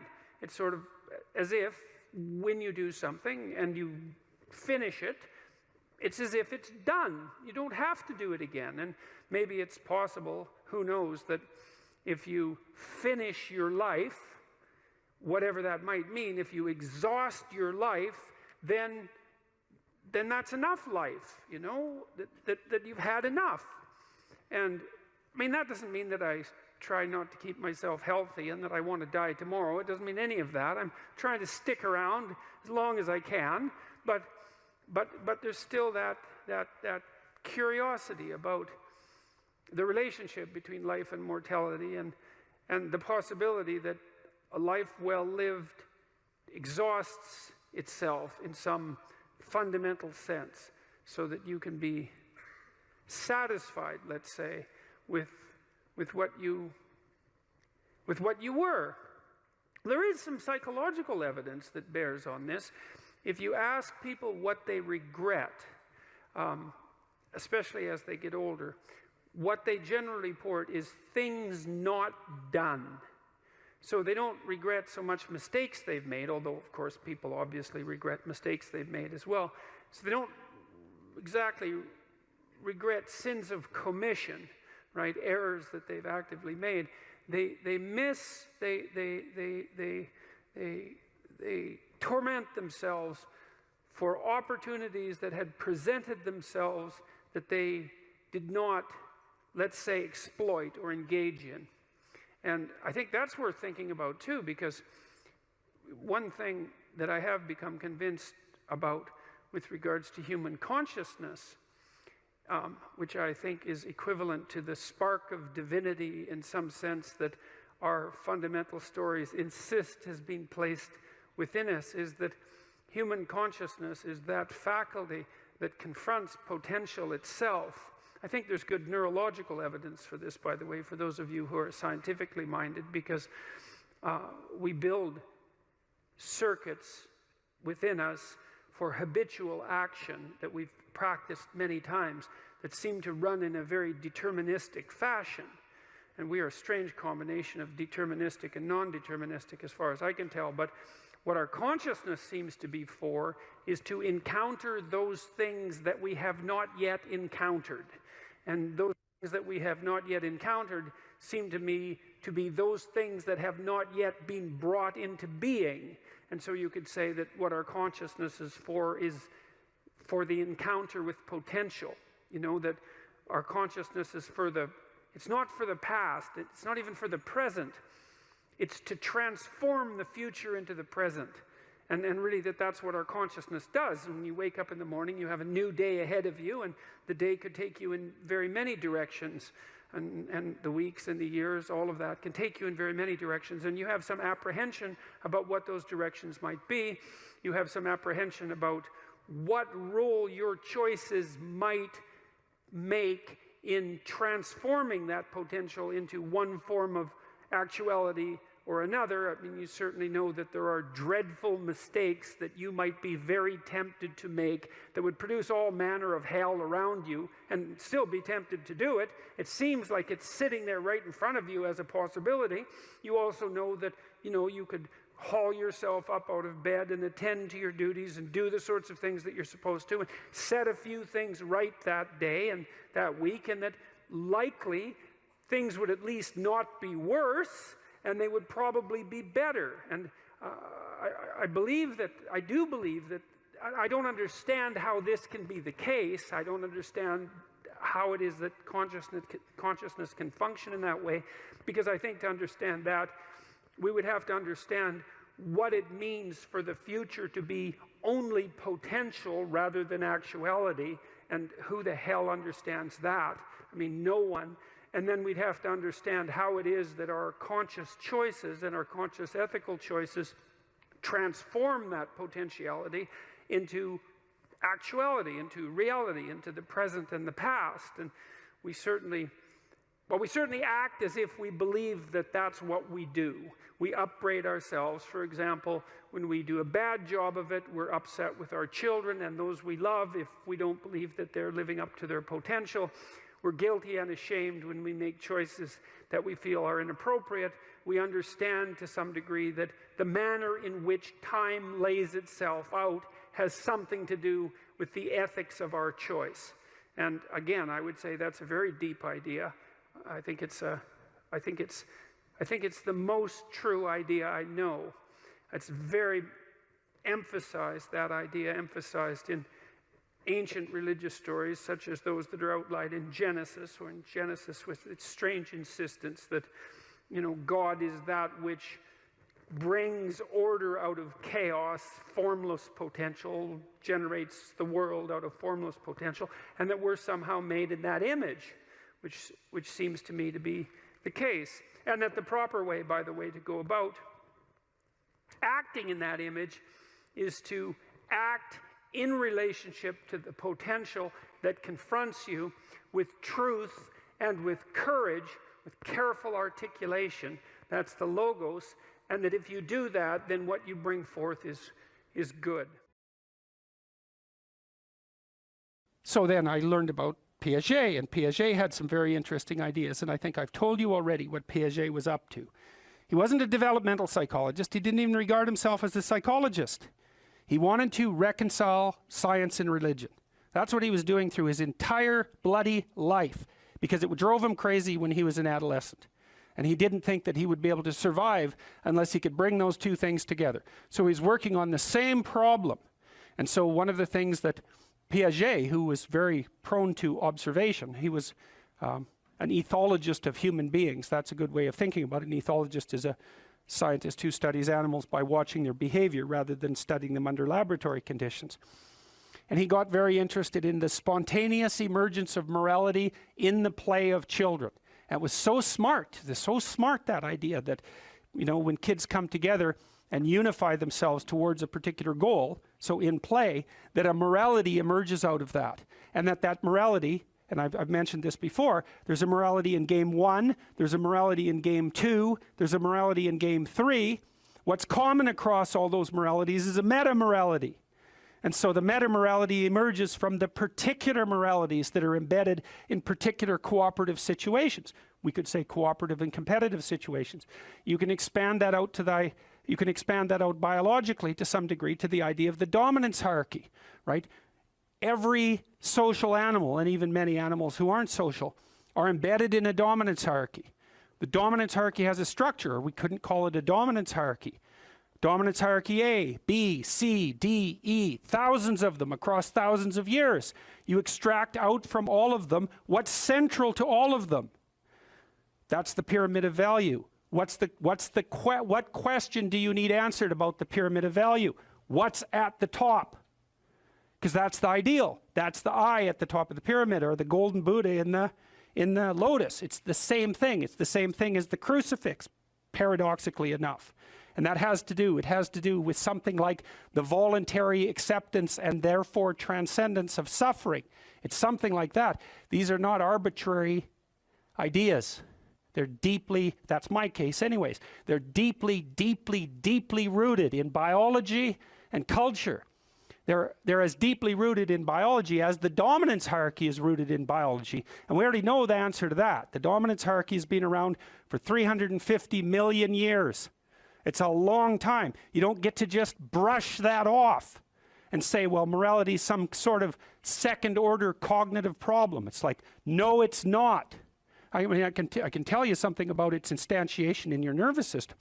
You have a counter at the bottom of your brain that keeps track of where you are in terms of your status, and it bloody well regulates the sensitivity of your emotions.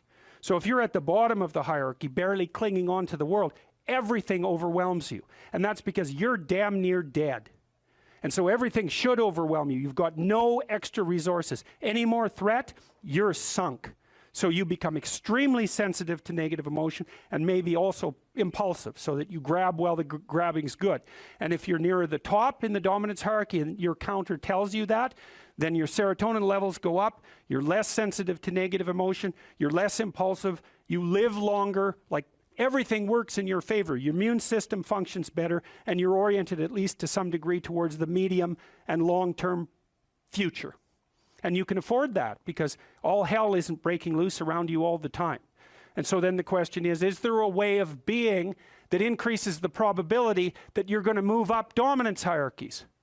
Well, that doesn't seem to be a particularly provocative proposition, unless you think that it's completely arbitrary and random, and that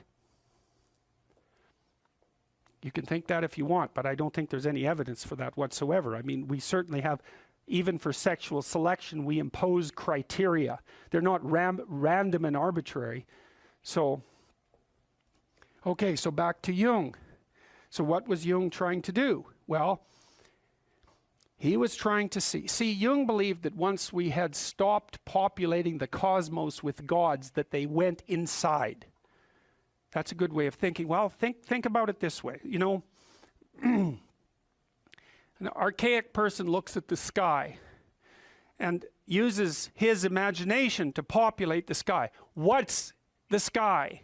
Well, it's the constellations. It's the domain of the gods. Well, why? Well, because the gods are what are out there beyond your understanding. Well, that's what you see when you look up at the sky. So you populate the night sky with figures of your imagination. So the gods are the things that you broadcast out of your imagination and see spread over the world.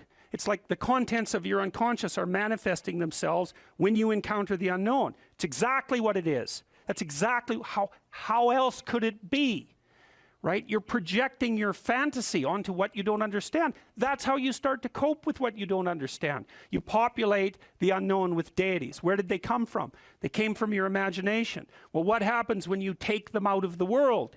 Do they disappear? No. They just go back into your imagination. So that's where Jung dug down to find them. That's the same motif as rescuing your dead father or rescuing your father from the belly of the whale. It's the same idea, is that the corpses of the gods inhabit your imagination. So where do you go if you need to revivify them? You go into your imagination. And that's exactly what Jung did. And I mean, this is no secret. If you read Jung, he tells you that's what he did. He tells you that's why he did it. It's not an interpretation on my part. Well, so then the question is, what's down there? Is it just mess and catastrophe? Or is there something in it that's patterned? Well, Jung's proposition was that you rediscover the great archetypes that guide human being by investigating the structure of your imagination. When he thought about the imagination, in some sense, at least in part, as a manifestation of your biology. Well, yes. What else would it be? You know, and I told you that story about my nephew, I believe, right? About him running around as a knight and then going off to have a combat with the dwarves and the dragons. It's like, well, where did that come from? Well, partly it came from his culture, right? Because he was a knight, and so obviously that's a cultural construct. But the thing is that his imagination it's this structure that's looking for things to fill itself with, just like your predisposition to language. You have a predisposition to language. What is that? We don't know. What does it do? It looks for things in the world to fill itself with, right? And if you first of all, when you start to learn how to speak, you babble every phoneme. Did you know that? If I was learning to speak an Asian language, there would be phonemes I couldn't pronounce, and vice versa. An infant, all of them, they babble all the phonemes, and then as they start to learn the language, they lose the ability to say a bunch of them and only retain the ones that are relevant to that language. So a baby babbles all possible languages, that's a way of thinking about it, and then loses the ability. So that's you can see there. So you could say, well, you manifest the potential to be possessed by the set of all possible archetypes. It's built into your biology. And then as you're enculturated in your own culture, the set of archetypes that manifest themselves in that culture are the ones that you pull in for your own use. So my nephew's running around like a knight. Well, you know, if he would have been born in the middle of the Amazon, he would have been running around with a bow and, you know, a poisoned arrow and a bow. It's the same thing. It's the same idea. It's just trapped out in different cultural dress. And his little imagination was trying to solve the problem. How do you deal with the unknown? Well, what's the unknown? It's these little devils that keep biting, jumping up on you and biting you, and they come out without end. So just killing them, it's like cutting the head off the Hydra, right? 7 more grow. Well, what the hell good is it to solve one problem when there's just a bunch more problems that are going to come after you? And that's everyone's question. That's the ultimate question of nihilism, right? Why bother solving a problem if all that's going to happen is that 20 more problems are going to come your way? Why not just give up and die? Well, right, it's a good question. It's a good question, right? Is the suffering so intense that the whole game should just be brought to an end? That's another fundamental question of existence. And people who've become truly malevolent answer that question in the affirmative. They say, it's too much, we should destroy it. Now, I wouldn't say they're precisely doing it only for humanitarian reasons, but you have to understand and appreciate the logic. It's not irrational. That's the other thing. It's not irrational to work for the destruction of being. It's not irrational. In fact, it might be the most rational thing you could come up with. Depends on your initial set of presuppositions. So, Jung, down into the belly of the beast, so to speak, to see what lurks in the imagination. He sees the birthplace of archetypal ideas. Well, what are archetypal ideas? They're patterns of, you could think about them as representations of patterns of adaptive behavior. And so then you might ask, well, where did they come from? Well, that's part of what I've been trying to teach you about. They evolved, as far as I can tell, right? They evolved collectively, is that our society, and this is the dominance hierarchy idea. Dominance hierarchies set themselves up as a matter of course. They're the standard way that animals organize themselves in a territory. Well, okay, human beings are watching those dominance hierarchies since we became self-aware, thinking, what the hell are we up to? What the hell are we up to? And there's a question that lurks in there. What constitutes acceptable power? What constitutes acceptable sovereignty? Who should lead? Who should rule? What should be at the top?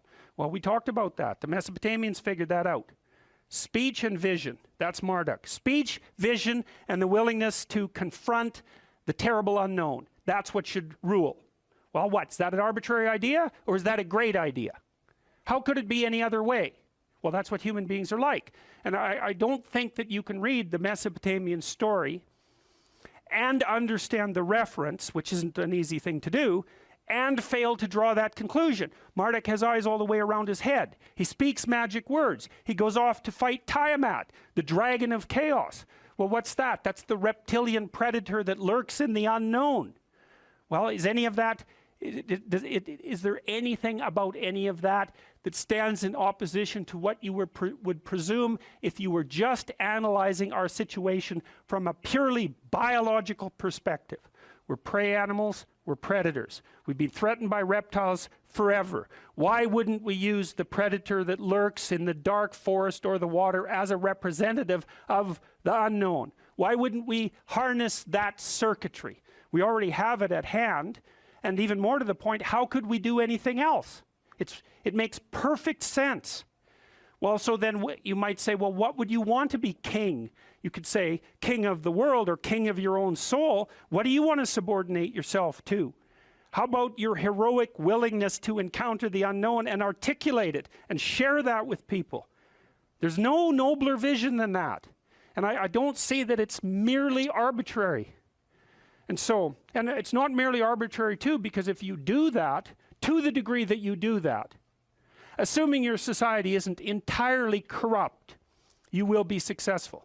It will actually aid you practically. You'll rise up above men. You'll be selected by women. You'll be admirable. You'll be valued. And you know that because if you look at the people that you admire and value, again, unless you've taken a detour into dark places and are possessed with admiration for people who are working for malevolent purposes and for destruction. You just have to watch the people that you admire and try to figure out what's common across them and draw your own conclusions. And you can ask yourself too, when you're torturing yourself with your conscience because you're not doing what you should be and you know it, what is it that you're torturing yourself in relationship to? You have a vision of your own ideal, and you torment yourself if you're not matching it. What's the ideal? Well, you don't know, right? It's kind of incoherent and poorly articulated, but that doesn't mean it isn't trying to manifest itself and make itself known to you. It's really the purpose of religious education, is to make that ideal articulated. This is one of the great stories of mankind, and it's not, this isn't the only variant of this story. There's many variants of it, but this variant is useful for our purposes. That's a story I stumbled across a long time ago. I'm going to tell you the second story first because I don't have the energy to tell you the first story. So this is a story that the ancient Egyptians predicated their society on. And to understand this story, the first thing you have to know is what the characters were. And these characters were gods. There's 4 of them. Although the Egyptians had far more than 4 gods. You might think of these as the central gods. And you might think, what is a central god? And then you might think, well, imagine that the gods compete for dominance across time in people's imaginations.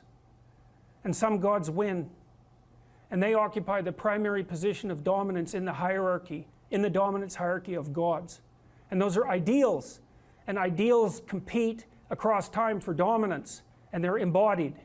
And so when diverse tribal people come together, they throw all their gods into the ring and they fight across time, and something emerges as a victor.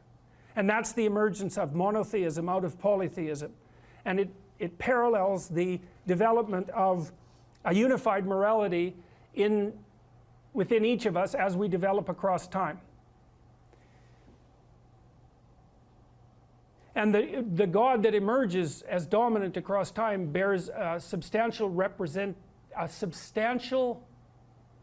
resemblance. Imagine you have a set of gods in this locale that are competing across time, and something emerges as dominant. And then over here you have another set of gods that compete across time for dominance, and something emerges. You'll see major commonalities across the 2 things that emerge. And the reason for that is because the process of emergence that gives rise to both of them is similar in both situations. And that's part of what accounts for the cross-cultural similarity of high-order religious ideas. All right, anyways, you need to know the characters. Osiris. Osiris is the old king. He's Dumbledore for all intents and purposes. He's the old king. He's the spirit that established the Egyptian state when he was young. He was a great hero, but now he's old. And he's archaic and he's willfully blind. That's Osiris. He has a brother, Seth. Seth is Set. And Set is Satan, because the word Satan comes from the word Seth and Set via the Coptic Christians. So he's a precursor to the Western idea of Satan. You have Isis. Isis is queen of the underworld, and Isis was the goddess of a religious structure that prevailed across thousands and thousands of years. Isis. And you have Horus. Horus is a falcon, and the Egyptian eye. Everyone knows that eye, right? The eye with the open pupil. That's Horus. And Horus is a falcon because falcons can see way better. They can see better than us. They can see better than anything else except for perhaps eagles. And they fly above everything. Zazu in Lion King is Horus, right? And Mufasa is Osiris. And Scar is Seth. And there's no specific representation of Isis, but the closest there is in that story is probably the Queen of the Hyenas that's played by, who's the actress? Yes, Whoopi Goldberg. That's right. Because she's like the queen of the underworld, right? She's the queen of the hyenas that live out among the death. But, okay, anyways. Seth, Osiris, Seth, Isis, and Horus. Here's how the story goes. Osiris is a great king. He established the Egyptian state. You could think about him as the embodiment of Egyptian custom and tradition. You could think about him as the thing that the pyramid represents. All right? But he was great when he was young, but he's not young anymore. He's old, and he's willfully blind. And what that means is that he doesn't see what he could see. He refuses to see what he could see. Why is Osiris old and willfully blind? Because that's what culture is. It's a paternal spirit that's old and willfully blind, and it's always that way, always that way. And the reason for that is because it's a construction of the dead. The dead aren't alive. They can't, so they're out of date, and they can't update themselves anymore. And you inhabit their corpse. And that's actually what happens in an earlier story that I'll tell you next week.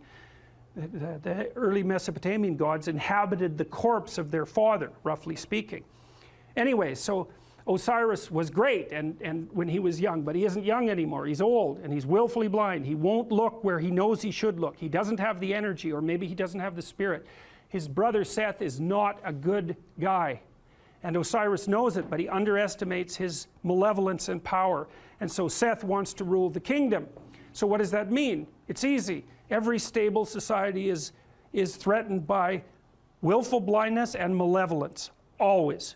Every bureaucracy has that proclivity to stagnate and to become blind. That's why corporations die all the time. That's why a Fortune 500 company only lasts 30 years. It's why we have to have elections. It's to stop the dead from staying in control for too long. Osiris turns a blind eye to Seth. Seth is happy about that. Same thing happens in The Lion King, roughly speaking. Seth one day waits for Osiris to make a mistake and to be weak, and he attacks him and he chops him up into pieces. And he distributes the pieces across the entire Egyptian state. In fact, the Egyptians regarded their provinces as pieces of Osiris's body. Okay, so now you can't kill Osiris because he's a god. And why is he God? A god because he represents the spirit of structure. And there's always structure. It can't be destroyed. It always reconstitutes itself. It can be hurt and broken into pieces, which is exactly what happens to Osiris. Things fall apart. Why? Because they get old and because malevolence undermines them. That's what the Egyptians were trying to sort out. Okay, so Seth distributes his Osiris all over Egypt so he can't get himself back together. Right? Things fall apart and they can't be brought back together. But the spirit of Osiris still lives in the pieces. So what happens? Order is demolished. What would you expect? Chaos emerges. That's Isis. Isis is queen of the underworld. She's Osiris's wife. Order and chaos, just like the yin and the yang. Order collapses, up comes the queen of the underworld. She's looking for order. Chaos cries out for order. She's looking for order. She goes all around Egypt trying to put Osiris back together. It's a state of chaos. She finds this phallus. She makes herself pregnant with it. And what does that mean? Well, it means it's like Geppetto in the belly of the whale. That thing has the potential to reemerge. The thing that collapses into its pieces is still alive. It can unite with the chaos and produce something new. That's the story of the dissolution of structure into chaos and then its revivification. Isis makes herself pregnant. She goes back down to the underworld. She gives birth to Horus. Horus is the Egyptian eye. He's the son of the great father and the great mother. He's a messianic figure. And in fact, much of the mythology that described Horus was extracted without much modification and then attributed to Christ. Very much, and you can read about the parallels. You can read about it online if you want. But there's any number of parallels. And of course, there is the mythology that the Jews came out of Egypt, and of course the Christians emerged from the Jews. And so there was a tremendous influence of Egyptian thinking on the development of these later ideas. And you see pictures of Isis with Horus on her lap that are virtually identical in content and form to the later pictures of Mary with the infant Christ. And that's the holy mother of God in the hero. It's not a Christian motif. It's far deeper than a Christian motif. It's a human motif. So Isis, queen of the underworld, gives birth to Horus, and Horus grows up outside the kingdom. Why? In the underworld. Because that's what human beings do. You're alienated from your culture. Always. Why? It's old and dead and corrupt. And so that leaves you growing up in chaos. What would you call? Alienated from your fundamental culture. That's the story of adolescence. Horus grows up. He can see. That's what differentiates him from Osiris. That's why he's a falcon. He goes and has a fight with Seth, and now the difference between Osiris and Horus is that Horus does not underestimate Seth. He knows exactly what he's up against. He goes and has a terrible battle with him, trying to get his kingdom back. Something else that's echoed in the Lion King story. And while Horus and Osiris, or Seth are fighting, Seth tears out one of his eyes. Now why? Because Seth is the embodiment of destruction and malevolence, and no matter how conscious you are, if you encounter that, even voluntarily, the probability that it's going to damage your consciousness is extraordinarily high. That's why people don't do it. So the eye is torn out, but Seth is defeated, and Horus banishes him to the nether regions of the kingdom. You can't kill him. Why? Because the malevolent, destructive force that threatens states never dies. It's always there. You can only remove it temporarily. Now Horus is king, Pharaoh, king, God. He's got his eye, and so you think, well, he's going to just pop that back in his head, and then he's going to be able to lead, he's going to be able to take his place at the uppermost pantheon of gods properly. But that isn't what he does. He takes his eye and he goes back to the underworld, just like Pinocchio going into the depths to rescue Geppetto. And down there is the spirit of Osiris, who's extant as a kind of half-dead ghost. And he gives Osiris his eye. Now Osiris can see. So what does that mean? You go down into the chaotic, when threatened by malevolence, even to the point of damage to your consciousness. You go down into the chaos and you find the dead spirit of your tradition and you give it vision. And so, provided with vision, Osiris regenerates, and then Osiris and Horus go back up to the world, linked together and rule jointly. And the Egyptians believed that the Pharaoh, who had an immortal spirit, was the embodiment of the conjunction of Horus and Osiris. And that's what gave him sovereignty. And so you think about how brilliant that is. The Egyptians are trying to puzzle out who should lead, who should be Pharaoh, and what do you have to be if you're going to be Pharaoh in order for things to work. You have to be awake to malevolence and chaos, and you have to embody your tradition. And that puts you at the highest pinnacle of the dominant structure. And that's the same as, it's the same thing. It's the same thing as the battle between the gods across centuries or eons and the emergence of the highest possible moral virtue as a consequence of that competition. It's the eye on the top of the pyramid, right? It's, you know, in the Washington Monument, there's a cap on the Washington Monument. The top of the Washington Monument is a pyramid. At the top of the pyramid is a cap. It's made out of aluminum. And the reason it's made out of aluminum is because when they made the Washington Monument, it was the most valuable metal known. And so what does it mean? It means there's a pyramid and there's something at the top of it. But the thing that's at the top of the pyramid isn't the same as the rest of the pyramid. That's the thing. The pyramid exists. There's a dominance hierarchy. Something climbs up to the top, but it's not just at the top of one pyramid. It's at the top of all of them. The thing that rises to the top of any given pyramid is the same thing that can dominate all pyramids. It isn't good enough to be the best at a dominance hierarchy. What you want to be is the best at the set of all possible dominance hierarchies.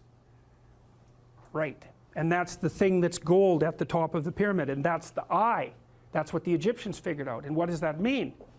It means the thing that puts you at the top is attention. Pay attention. Keep your eyes open. It's not the same as thinking. It's not the same thing. It's like watching. And the thing about human beings is we can see. We can see better than any other creature except birds of prey. And so our capacity to see is in fact what we use in the world. Our brains are actually organized around vision, unlike most animals. Their brains are organized around smell, not us. We can see. We stand upright so we can see a long distance. And in our ability to see is what saves us and what saves our communities. And that's what these stories are trying to portray.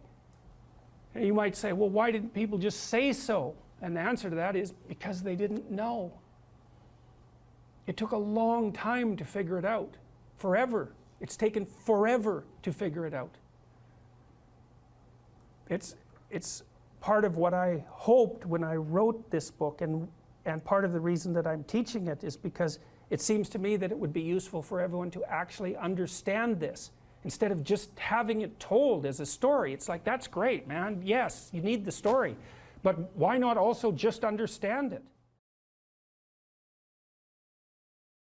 There's this old story in King Arthur where the knights go off to look for the Holy Grail, which is either the cup that Christ drank out of at the Last Supper, or the cup into which the blood that gushed from his side was poured when he was crucified. The stories vary, but it's basically a holy object, like the phoenix in some sense, that's a representation of transformation. So it's an ideal, and so King Arthur's knights, who sit at a round table because they're all roughly equal, go off to find the most valuable thing. And where do you look for the most valuable thing when you don't know where it is? Well, each of the knights looks at the forest surrounding the castle and enters the forest at the point that looks darkest to him. And that's a good thing to understand, because the gateway to wisdom and the gateway to the development of personality, which is exactly the same thing, is precisely through the portal that you do not want to climb through. And the reason for that's actually quite technical. This is a Jungian presupposition too, is that, well, there's a bunch of things about you that are underdeveloped, and a lot of those things are because there's things you've avoided looking at because you don't want to look at them, and there's parts of you you've avoided developing because it's hard for you to develop those parts. And so it's by virtual necessity that what you need is where you don't want to look, because that's where you've kept it. And that's why there's, you know, an idiosyncratic element of it for everyone. Your particular place of enlightenment and terror is not going to be the same as yours, except that they're both places of enlightenment and terror. So they're equivalent at one level of analysis and different at another. So anyways, back to fiction and what it does. It distills truth, and it produces characters that are composites. And the more they become composites, the more they approximate a mythological character. And so they become more and more universally true and more approximating religious deities. But the problem with that is they become more and more distant from individual experience. And so with literature, there's this very tight line where you need to make the character more than merely human, but not so much of a god that, you know, one of the things that happened to Superman in the 1980s, Superman started out, he's got a heavenly set of parents, by the way, and an earthly set of parents, and he's an orphan like Harry Potter. Very common theme is that when Superman first emerged, he could only jump over buildings, you know, and maybe he could stop a locomotive. But by the time the 1980s rolled around, like, he could juggle planets and, you know, swallow hydrogen bombs, and, you know, he could do anything. Well, people stopped buying the Superman comics because how interesting is that? It's like something horrible happens and Superman deals with it. And something else horrible happens and Superman deals with it. And it's like, that's dull. He turned into such an archetype. He was basically the omniscient, omnipresent, omnipotent God, and that's no fun. It's like God wins, and then God wins again, and then again God wins, and, you know. So then they had to weaken him in different ways with kryptonite, you know. So green kryptonite kind of made him sick, and red kryptonite, I think, kind of mutated him, if I remember correctly. And anyways, they had to introduce flaws into his character so that there could be some damn plot. And that's something to think about, you know. There's a deep existential lesson in that your being is limited and flawed and fragile. You're like the genie, which is genius in the little tiny lamp, you know, this immense potential, but constrained in this tiny little living space, as Robin Williams said when he played the genie in Aladdin. But the fact that you have limitations means that the plot of your life is the overcoming of those limitations, and that if you didn't have limitations, well, there wouldn't be a plot, and maybe there would be no life. And so that's part of the reason why perhaps you have to accept the fact that you're flawed and insufficient, and live with it and consider it a precondition for being.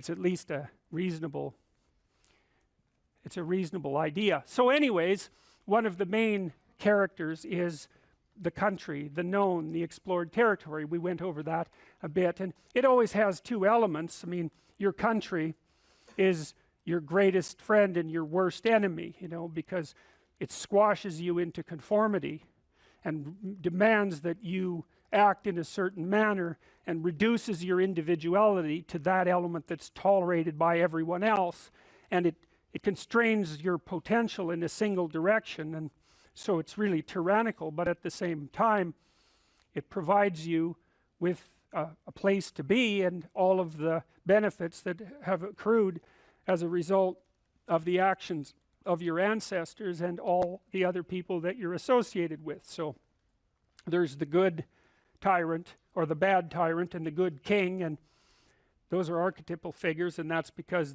they're always true, and they're always true simultaneously, you know, which is partly why I object to the notion of the patriarchy, because it's a it's the what do you call that? It's the apprehension of a mythological trope, which is that of the evil tyrant, without any appreciation for the fact that the archetype actually has two parts, and the other part is the wise king. And you know, you can tell an evil tyrant story about culture, no problem, but it's one-sided, and that's very dangerous, because you don't want to forget all the good things that you have while you're criticizing all the ways that things are in error.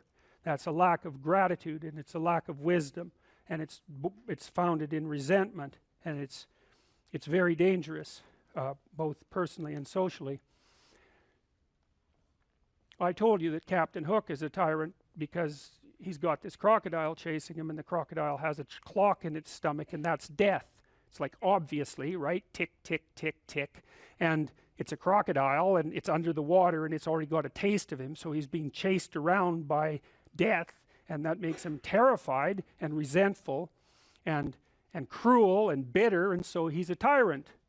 And he wants to wreak havoc everywhere. And then Peter Pan, of course, looks at Captain Hook and thinks, why the hell should I grow up and to be a tyrant and sacrifice all the potential of childhood? And the answer to that is, the potential sacrifices itself if you don't utilize it as you mature, and you just end up a 40-year-old lost boy, which is a horrifying thing to behold. It's almost as if you're the corpse of a child, the living corpse of a child, because who the hell wants a 6-year-old, 40-year-old?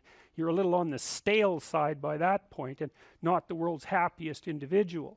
So, you know, your potential is going to disappear because you age anyways, and so you might as well shape that potential in a particular direction and at least become something, no matter how limited, rather than nothing. So, you know, Peter Pan, that's a great story. It's a great mythological story. So,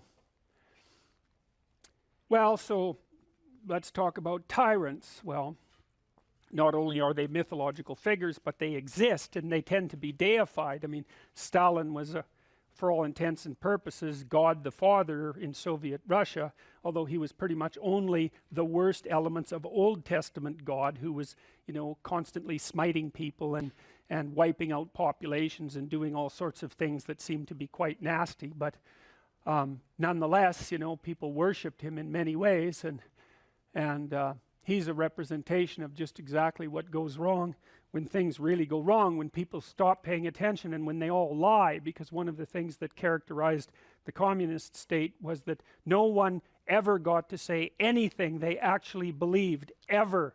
And that was partly because 1 out of 3 people was an informer, which meant if you had a family of 6 people, 2 of them were informing on the government about you, and that included your own children.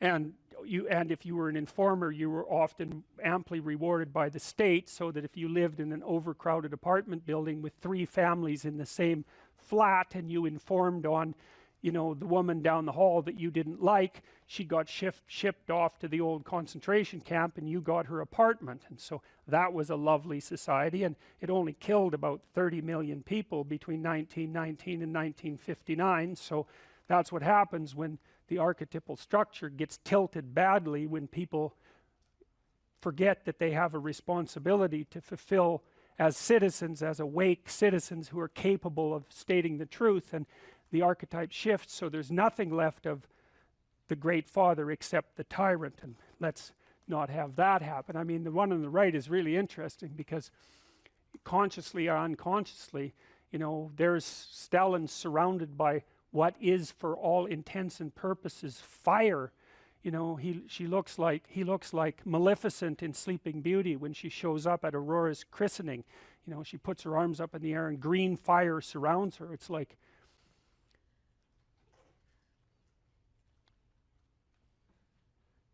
he's surrounded by fire, and there's Lenin above him who's like king of the fiery realm, and that's for sure. So I mean, all the terrors that happened in the Soviet Union didn't start under Stalin, they started under Lenin, and Stalin was definitely Lenin's legitimate son, let's put it that way.